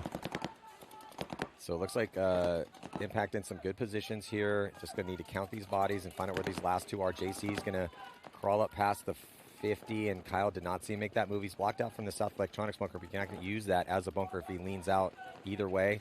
He's going to pop the top and just blast Kyle. Free kill for JC. Beautiful job. I think he got every one of those. Now, 5-on-1 advantage here for Impact. I know they don't want to concede this point because they have the lead, but also don't want your last guy getting punished. Omar's coming out. Yeah, good point by Impact. Probably could do a little bit better job communicating on the kills. Zupa was pushing over the snake can like there was someone in his 50 Dorito. Yeah. I think a lot of guys in the snake side, especially when they fill out this way early on in the match, they lose that vision D side. And if you don't have strong comms to inform them where those bodies are, they just assume worst case scenario, right? So they kind of have to play tighter than they need to. Well, it's always, hey, look, the snake's always hot. It's always Snake good. is always Always good to play extremely tight, especially when you've got cans on this back line, as we do here for this layout. And it's just, value your body. So it's a smart move. At the same time, though, too, I like what you said about losing vision. I feel like I walk through the divisional pits. A lot of people are just putting their heads down. Right? I feel like these lanes are so big. Like, look at the start box of your opponents, and remember how many guys went your way. That's just a small puzzle piece, man. It makes a big difference. I promise. Hey, Nick Soviak giving out free advice here. Should be one guy in every squad that's counting bodies on the break. Yeah. Both teams doubling up that back center. That's the go-to game plan. Danny Schoenauer taking some ground here for Dynasty. He gets to the Hertz Tower, but a couple bodies again coming off. So the bleeding just will not stop off the break here for Baltimore Revo. Dynasty knows this field really well, Matt, and they know these shots. They've shot one or two guys in the break every single point, making these points against Revo kind of academic. And they're attacking with Danny up in, he's past the 50-yard line on the D side. Blake Garber releases to the wedge. 5-on-3 advantage for Dynasty as Josh Rao fills into the Dorito corner. Going to back up Danny over there on the top side of the field. Harrison Fry and Snake 2. Archie's in the insert bunker. Might be Arturo, I can't tell. That's Archie. Archie, yeah. Archie in the snake insert. And Blake Garber in the center going back and forth. Yeah, I mean. And this is where the Python squeezes, right? They just stay in these positions, start applying a little more pressure. Yeah, with the massive 3-point lead, still 11 minutes left. Yeah, it'd be great for Dynasty. Sure, they want a mercy room. They're undefeated already, but yeah, just start strangling Revo right now. Yeah, and the most vulnerable position right now is that snake corner. I think that's Cody Mikowski. If they wanted to start tag team him from the snake side and the Dorito side, Cody cannot live in that position. Yeah, if they could have got Archie to the corner, it would have been a lot harder. Archie's making his way up the center now. I mean, if you're Dynasty, you just want to connect. Yep. Just work on your communication and figure out where the bodies are, because this is a good test on how to crack a 5-on-3. Blake launches. Caleb asking for it again. Doesn't get it. Cody dies. So 4-on-1, and that's a concession by Revo. Again, I think they've conceded every point. Looking again, now Caleb is screaming at the ref. Caleb and Harrison Fry getting a little chirpy out there. Oh, he was yelling at the ref. I thought it was too, but it was Harrison. Oh, really? Yeah, he said, Harrison wasn't playing. You got to shoot us first. Harrison Fry's walking in the box right now. You're right, he was playing. Thank you. And it was a test. Just chirping with it. Oh, finally. Took me a while, guys. I knew eventually if I stuck it out, I'd eventually just pass the test. Keeping you on your toes, Rich. But I don't know. I think he was because he immediately was yelling at Blake or at the ref to have that penalty called on Blake. He's just frustrated. And then maybe they was yelling at Harrison because Harrison might have told him to shut up. Who knows? But yeah, we're in the pits right now. Let's listen in here with frustrated Revo. Very quiet in the Revo pits. I'll try and shoot both sides. I'll try and stop them from running down the side right now. Can I stop there at the 500 and turn you and then up to the right?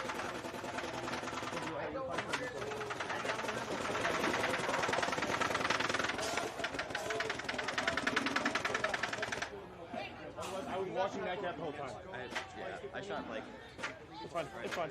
I would have been able to protect it the whole time, but it would have been locked 3-on-5. Like, we're not doing anything. Yeah, I mean, they're starting every point down, so. Easy math. Kind of hard to win games when you're playing 4 or 3-on-5 every single point. Geiger digging out to the snake corner for the Ironman. Oh, Ironman dropping 2 on the break, but shooting 2, 3-on-3. Wow, man. What a morning. What a morning. What a morning to be at World Cup. Big bite on the top side by Brandon Cornell. Brandon Cornell, in my opinion, has been playing better on that top side than everybody else. He's basically starting in the other team's Dorito and consistently getting kills over there. I mean, no one's shooting him from the arm. Yeah, no one's stopping him. No one's even looking that way. And you want some more free advice? This is the difference between playing pro and playing divisional paintball. If no one's going to shoot at you, just go.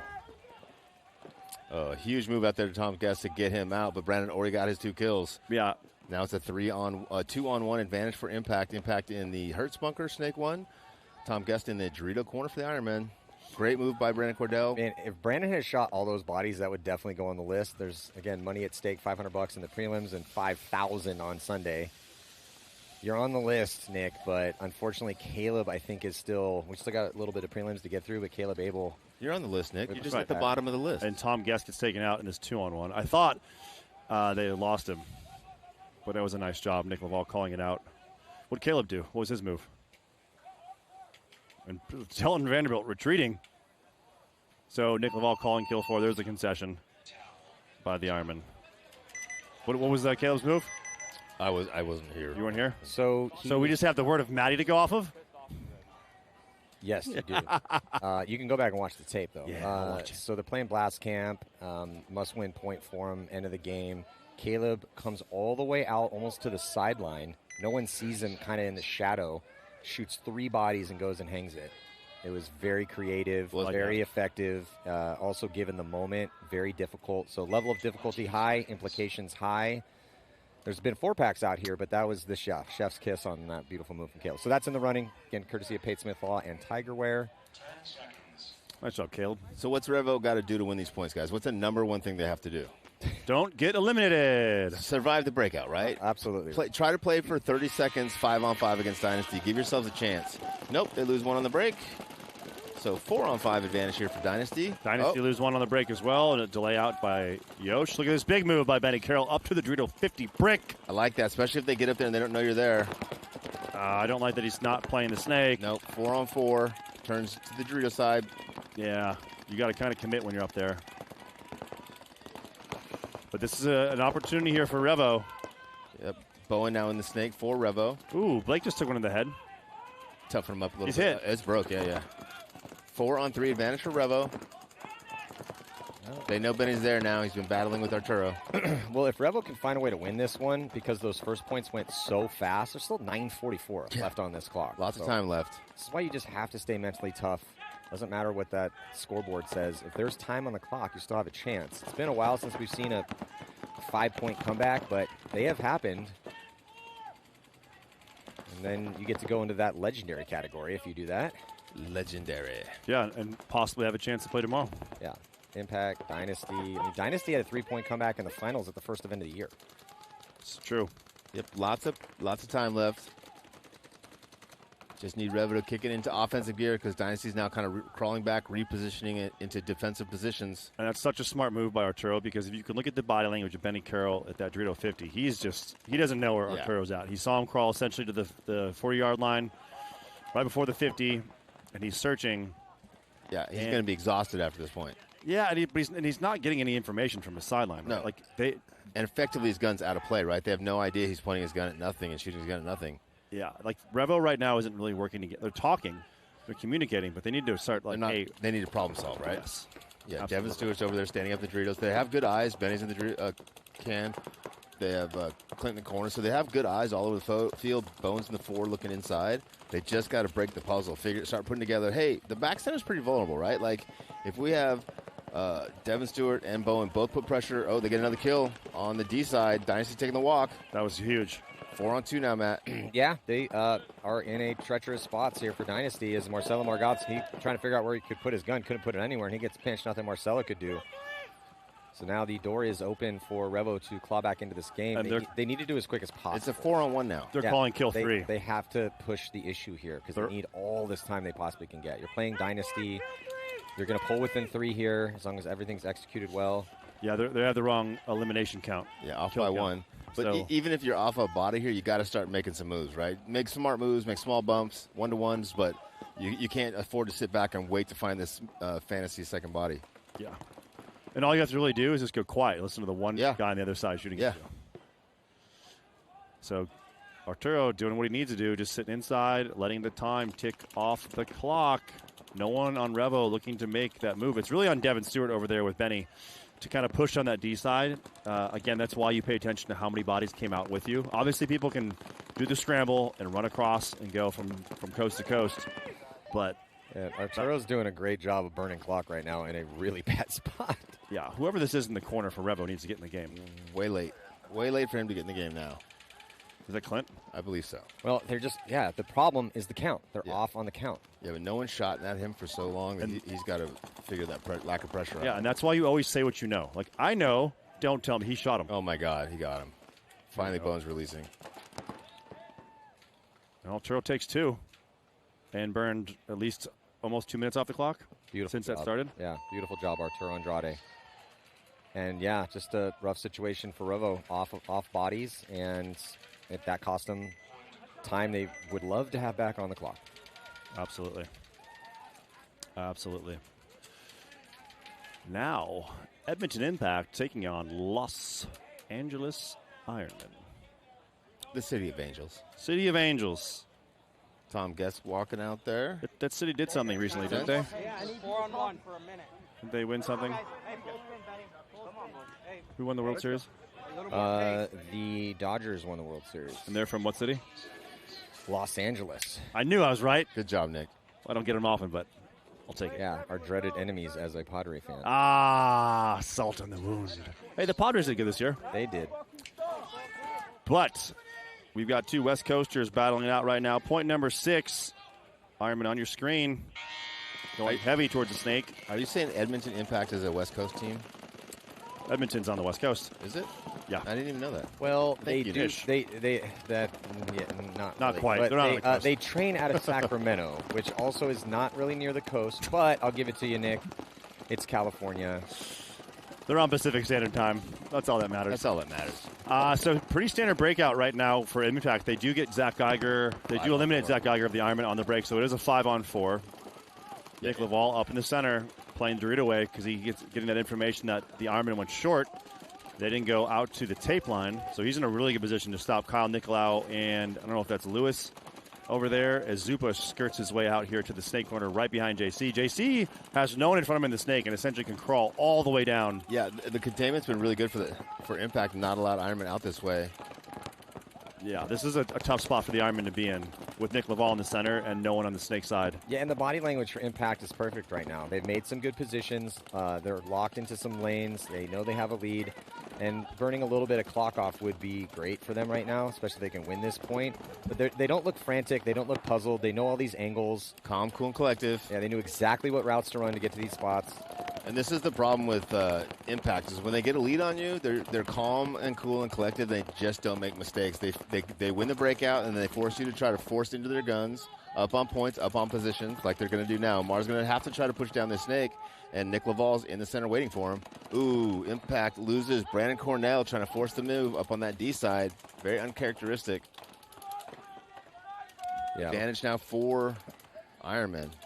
Yeah, all Impact really needs to do is just direct Nick Laval to hold that Dorito tape and allow Zupa and JC to come down this and bullet the Ironman. And they have Nick Laval looking over here towards the snake. Ironman fill out to the Dorito corner. That's Tom Guest. Yep, 4-on-4 here. Great fill for Tom Guest out to that corner. Well, the Ironmen are thinking about it on that D side. Their body language tells me that the Aztec wants to make a move, and so does the back corner. Back corner launches. Yeah, I think that's Nick Lal over there with Tom Guest. Yeah, Tom moves up into the tower.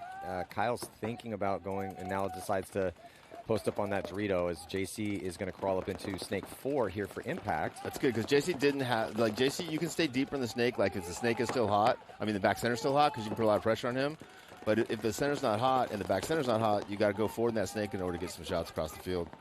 Omar moving from snake into the South Electronics bunker, putting pressure, probably looking to go get Laval, but JC's in a great spot to protect him. I don't like that. I don't like that he left the snake because that could have been Henry's move if he could draw JC to the tape. And look at the timing of this, though. He goes up as JC switches down. Oh, but he goes right at the perfect moment.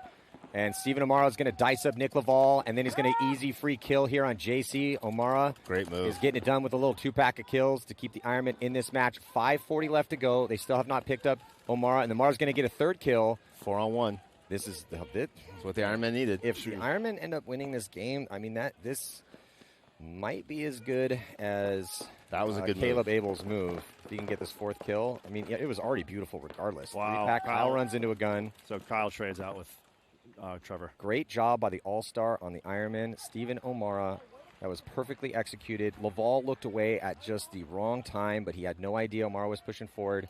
And then also JC went right into the gun. Then he got that third kill. Beautiful job, O'Mara. So now they're Matty Marshall breaking it down. Now they're posted up here, waiting for the concession. They are going to concede So, yeah, right around 5 minutes left to go, and a very good ball game here between Impact and the Ironmen. Ironmen need this win to go 3-1. If they lose it, keep it as close as possible. Go 2-2, still have a chance. They put up some decent wins on day one. And then for Impact, they'd love to coast into Sunday undefeated as one of the favorites here. We'll see if Revo can pick it up. That was a good momentum shifting point for the Ironmen. Yeah. If they can survive the breakout against Impact next time, they have a good chance. So. Comms are getting us killed. Comms are getting us killed. Okay, hey, words hurt. Words hurt. Hey, you understood coaching? Omar in the pit with the Ironmen. As we shift now to this Dynasty Revo match. Revo getting their first point on the board, this last point. Let's see if they can survive the breakout. Harrison they do not. Snake for Dynasty. 4-on-5 advantage. Oh, Harrison getting caught going to the snake. 4-on-4 situation here. Still in favor of Dynasty just because of the point spread. Different look with Archie going up the center of the field. That's Is it Archie? Yeah, it is Archie. And who is this in the snake? That's Blake. I like it. Switching it up a little bit. It's Panther time. 4-on-3 advantage here for Dynasty. Revo in the D3, center wing and back center. Nobody snake side. Yeah, Revo fills out into that D2 position. They have that wedge in the middle. No one on the snake side, though, here for Revo. Yeah, Archie switches gun. Blake switched Archie's gun back this way, but I don't think they know that there's no one snake side for Revo, so there's no reason to have a gun this way other than on containment for the home and the wing. Which is a pretty big blunder. I know they didn't lose their body out this way, but to not be accountable for the body coming off on the weak side is tough. Yes. Well, and if Archie goes one more to the big brick on the snake, he can do a little bit better job of containing that snake fill. Yeah. But from the bunker he's in, looking that way, unless they're in the snake wrapping, you're kind of out of position. Yeah, and now they let Revo spread the field and get over here. Minor penalty going to be assessed on the Dorito player. That's not good. Nope. Yeah, minor 4 advantage for Dynasty. Minor penalty on Salcedo. It's going to pull out Stewart. Benny Carroll launches up to the center wedge. Try to put a gun on that attacking D side. He's going to get the shot on Danny Schonauer, but a penalty going to be assessed. Another one. So 2 penalties to finish things out here for Revo. It's not looking good again. That was the big point. They needed one. They needed it relatively quickly. Instead, a couple penalties cost them.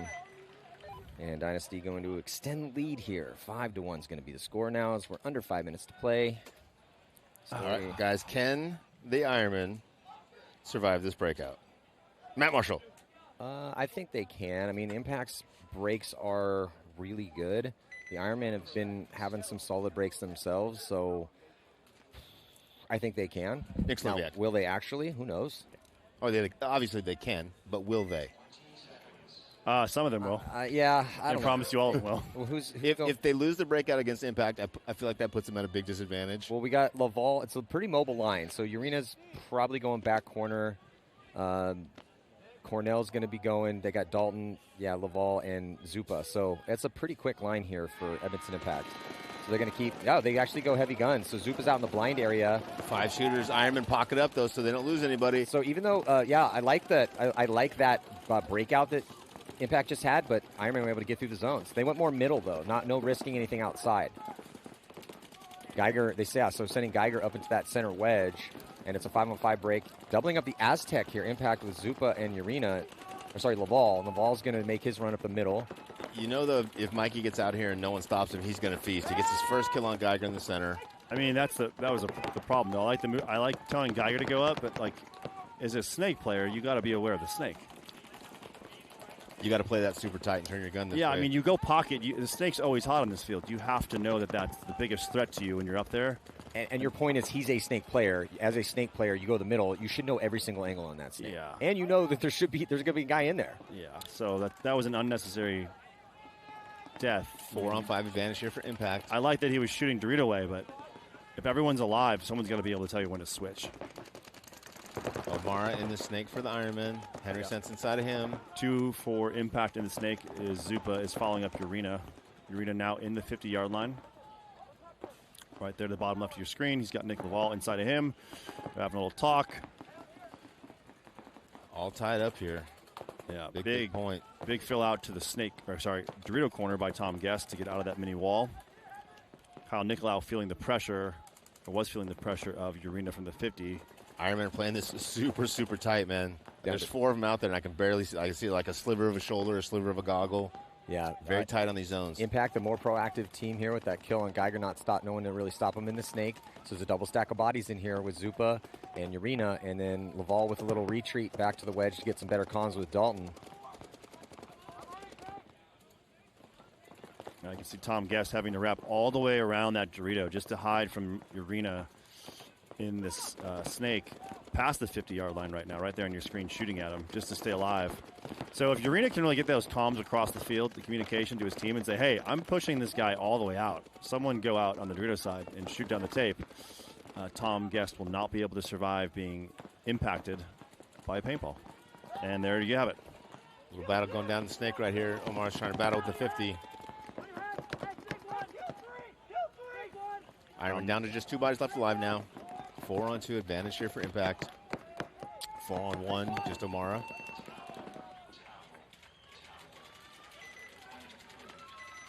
So Impact taking a 1-point lead. There was a huge difference in the way the Ironmen were playing their bunkers and the way Impact was playing their bunkers. It was 4-on-4 in that match, and the Ironmen were so tight and so small in their bunkers, and the Impact guys are up over the top, shooting, talking, pressure.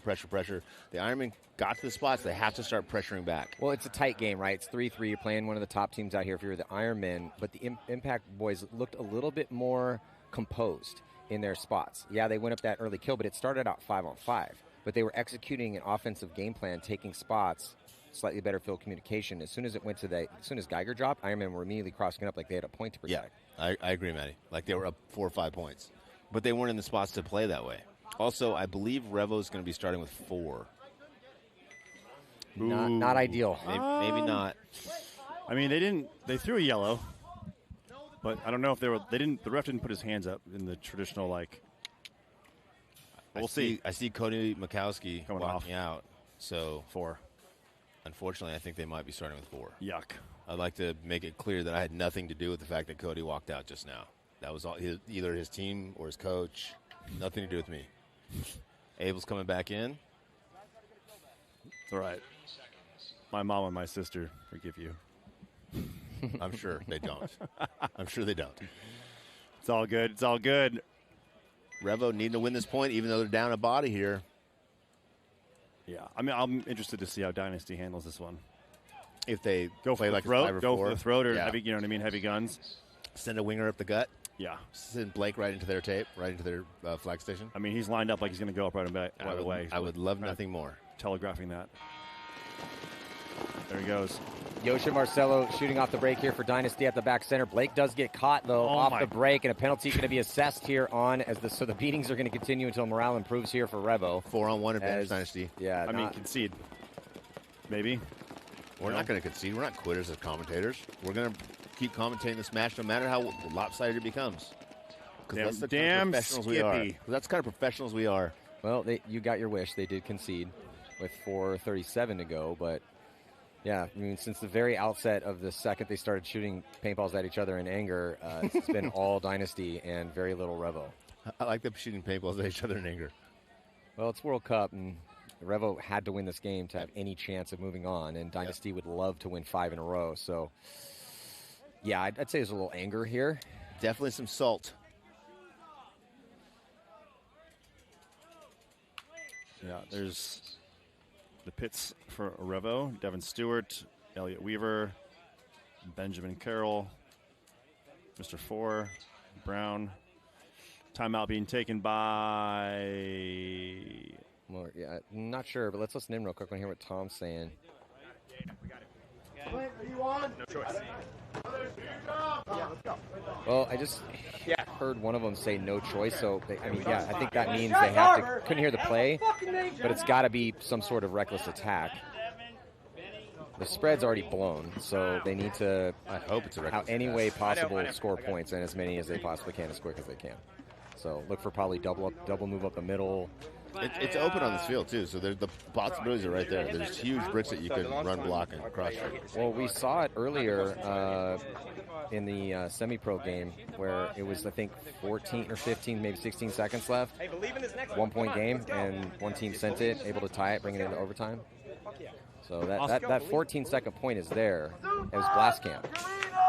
Yeah, I think it was. Yeah, it was. Sorry, not semi-pro. It was Blast Camp versus Tauntauns, I want to say. Oh yeah, La Papa. Yeah. Yeah.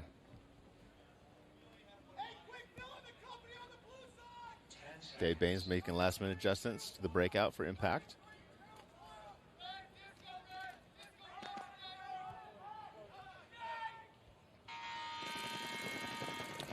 Conservative breakout again for Impact. 4 shooters in the back. They do get 1 Ironman. We got 2 Ironmen. Oh, 2 Ironmen. 4, 5-on-3 advantage here for Impact. Yeah, great off-the-break shooting on that Dorito side by Impact as they take out Kyle Nicolau and Lennon.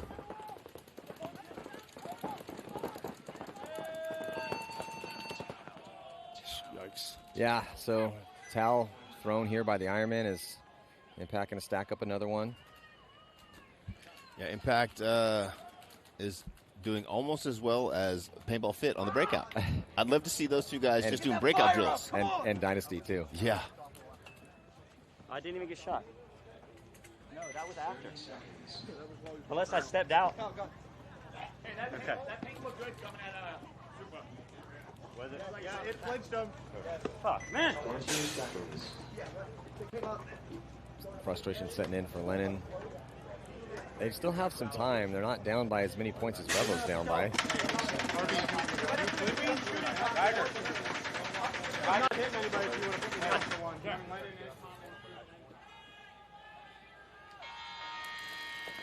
At the start of this point, see if Dynasty can continue to get these kills, or Big bite Rebel for going to Danny. answer. Yeah, penalty going to be assessed here on Blake. That's going to pull out Danny. Here's an opportunity for Rebel to score a quick one with 4:20 to go. 4-on-3 advantage for Revo here, Maddie, as Benny Carroll fills up to the center brick and the Dorito side. Devin Stewart taking the walk. Yeah, Bowen going to the snake, looking inside. He doesn't have a lot of time to go there and look inside. He should be wrapping and going forward. He doesn't know that they got that minor. That's the communication across the field. If he knows that that side's eliminated as Harrison Fry gets taken out, so now 2 Dynasty players left alive as Archie filters in the snake. He dies. That's Benny Carroll just chopping those guys up. Benny Carroll gets 2. Benny Carroll misses Yosh. Oh, no, catches Yosh on the field, so Benny Carroll getting 3. It's like Revo's going to pull this match back. Ooh, careful. Yeah, Benny running in through some team fire here to put their second point on the board. So it's a 4-point spread with 3:47. Really difficult. It's going to be really hard. But yeah, the Blake Yarber penalty made that one go pretty quick. I think that's the only breakout they've lost. Yeah, you are 100% correct. They definitely traded bodies back and forth early on. Yeah, for sure. But, I mean, after That's making your an initial L. spot, right?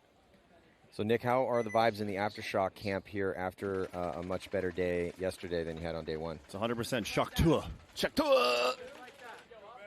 They're good. Cool. They're Great good. We breakdown. had a nice like, long... what does that mean, Nick? Don't worry about it. We had a nice long meeting last night. Had some good discussions. I just got to go and win. You know, let's focus up on... sounds like you have figured it all out. We have it all figured out, dude. We're winning this tournament. Dude, nice work. Well, you went 2-0 yesterday. One more to go today, and it's going to be a big one against the Hurricanes at the end of the professional prelims. Yeah, that's my only gripe. You have to wait all day to play. Gotta wait till 4 o'clock. Impact's doing that 2 back center, 2 to the snake insert, and it is working for them. Yeah, some nice moves, though, here for Ironmen to get up the field a bit as they keep 5 bodies alive and get a body up in the middle. Also, Tom Guest to the...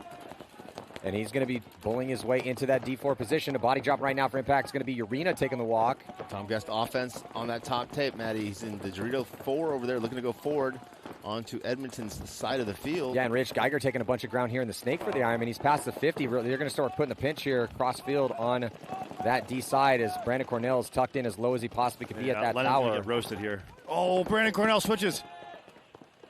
They get the kill on... So, yeah, Brandon's still alive. Brandon is still alive, and they still have Zupa in the snake.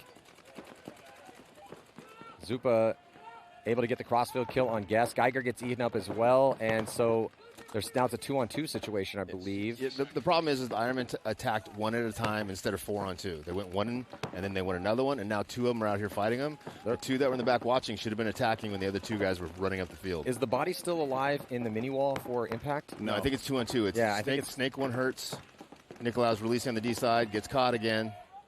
That's going to be a penalty on Kyle. Yeah. Like, oh, the mini wall is hot, Matty. Oof. So under a major penalty under 60 seconds is going to be a swing point. That will do it here for the results in this game. It will be Impact taking another win. They're going to go undefeated and be the top seed in the bracket with Ironmen, Infamous, ML Kings, and New York Extreme. That puts the Ironmen's record at 2-2. Yeah, I mean, Rich, you said that spot on. They had a two-body advantage, and both Lennon and Tom Guest ran to their deaths, not even knowing. Tom Guest knew that Cornell was there, but Lennon didn't know, and Guest just completely forgot about Dalton over here in the snake. Well, and the problem with the Ironmen's attack is if you take each one of those moves, I don't mind them individually. The problem is they went individually. So they go one, and then there's a beat, there's 5 seconds, and then another guy goes. When you have to play closer off your teammate's move for those types of attacks to work. Instead, you give Impact time to react, so they shoot that first body. Okay, we know they got, okay, there's another body, I'm switch my gun again, and they just weren't able to get enough kills to make it an actual issue. Well, and the cardinal rule is if you're playing paintball and you don't really know what's going on, you look across the field and one of your guys is running down the field, you don't just sit there and watch him play paintball. No. You get up and you run down the field and you try to figure it out right behind him. Your immediate look is for loaders, and then after, if you don't see any loaders and you're not taking any pressure, move forwards. Keep going, yep. I'm not saying you have to also run into guns, but you need to take a forward position from there, and then maybe they didn't see you make that move because they're shooting at your buddy. Yeah. Try to use that chaos to create opportunities. Dynasty with 5 alive. What a run. Oh, nope.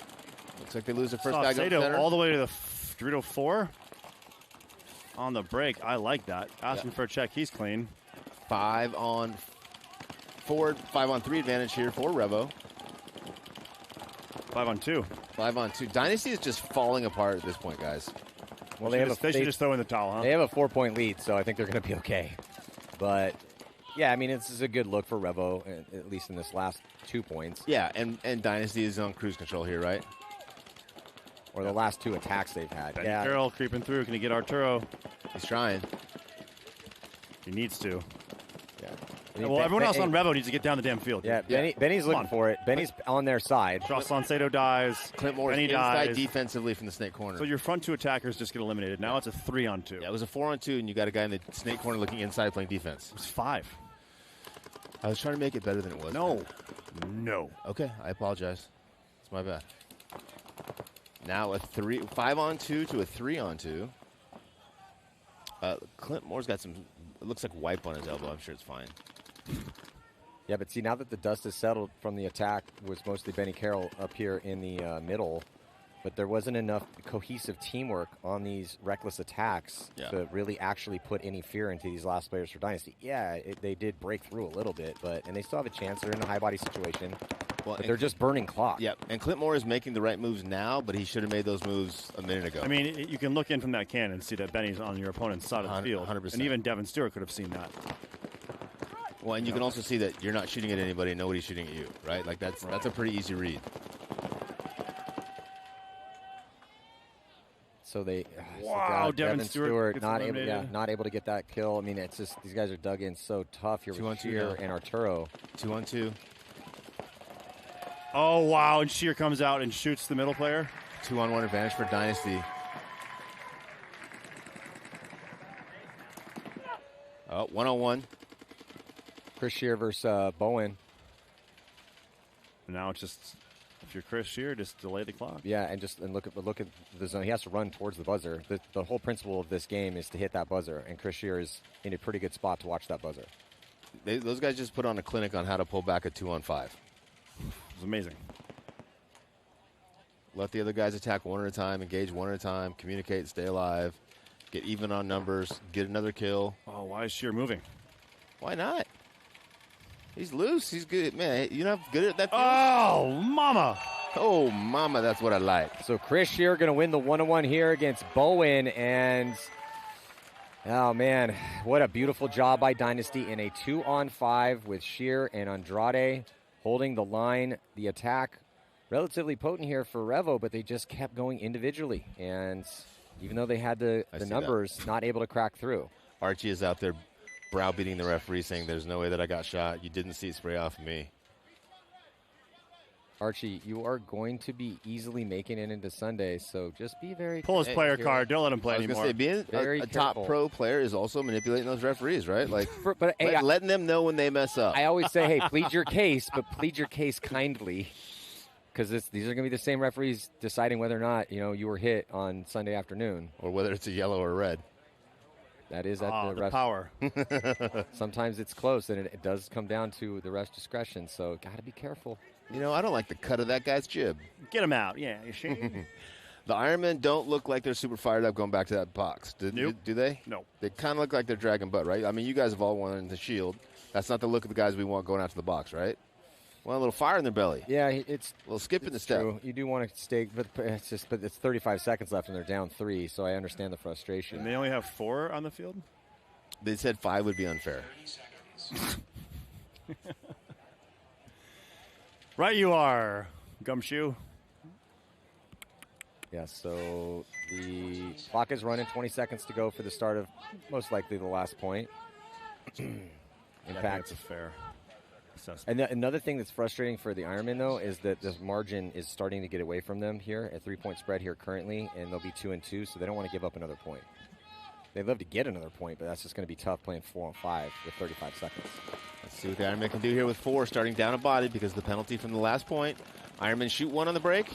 4-on-4 now. Oh, but they lose Tom Guest and Geiger. 4-on-2 advantage, for Impact as Mikey takes the South Electrics bunker. Oh, and JC's just flying down this field now. He's been playing a little bit slow and a little bit conservative, but no longer. Impact's playing with blood in the water right now like they lead this. They need this point for margin. They don't. Did Kyle not see Urena come through? What is he doing? He did. He just checked him. Impact releasing on the D side. Yeah, 5 seconds to go. Time is about to expire. Major. Oh, minor penalty going to be assessed here as. Oh, it's going to be major. He shot Kyle.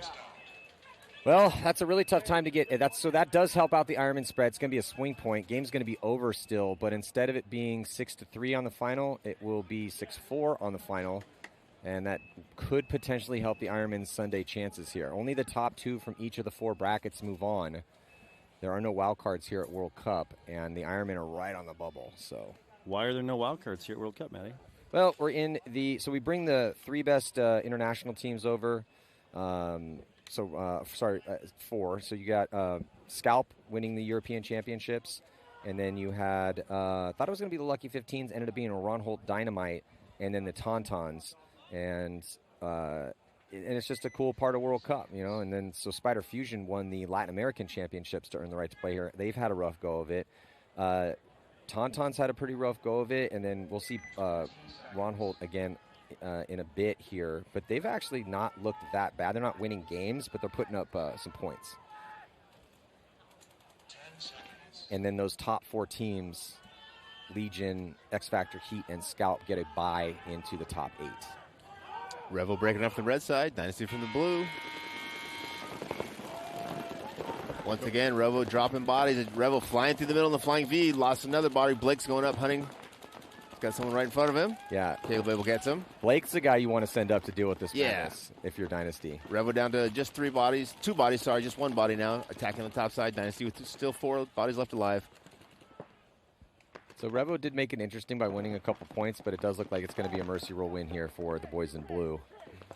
And they will run clean through the prelims, undefeated, taking down the Tauntauns, taking down Uprising, and taking down Blast Camp. Yosh communicating to Harrison, just saying, hey, 30 seconds, stay alive. Good veteran leadership out there. They don't need to worry about the margin. Maybe they won't get the mercy rule. Not that it matters. No. Just looks cooler on the scoreboard. It would look cool if it just said mercy. Yeah, can we get that graphic in? I Bill. feel like we need to get a mercy graphic.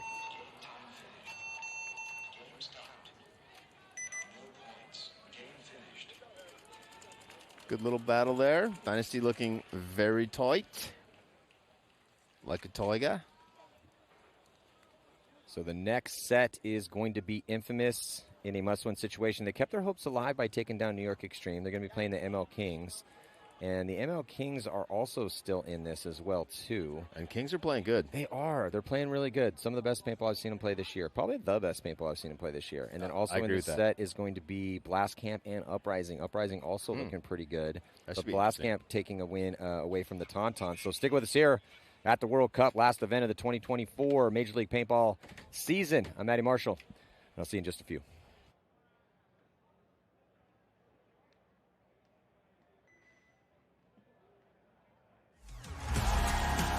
The game of paintball is a fast-paced, high-intensity sport.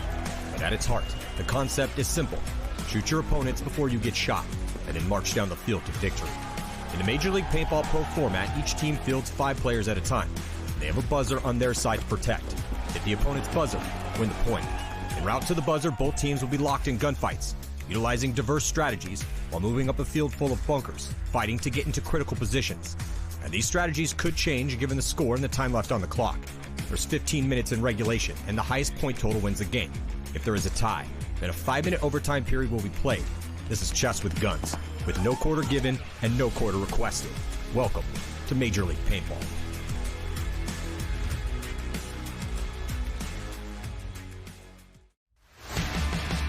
The NXL World Cup, the biggest and most important event in the paintball world, and by far the hardest to win. 24 pro teams will take over the main stage and battle over 4 difficult days, but only one squad will earn the right to call themselves world champs. A win here, and your team becomes a legend forever. Fire San Diego Dynasty exploding in celebration here and big hugs. It's got to be Marcelo Margot, who's going to be getting that Golden Barrel MVP performance. The stage is set for the most treacherous test of the year. New heroes could arise and favorites could fall as the best paintball teams in the world throw down in Orlando, Florida to see who will reign as the NXL World Cup champion.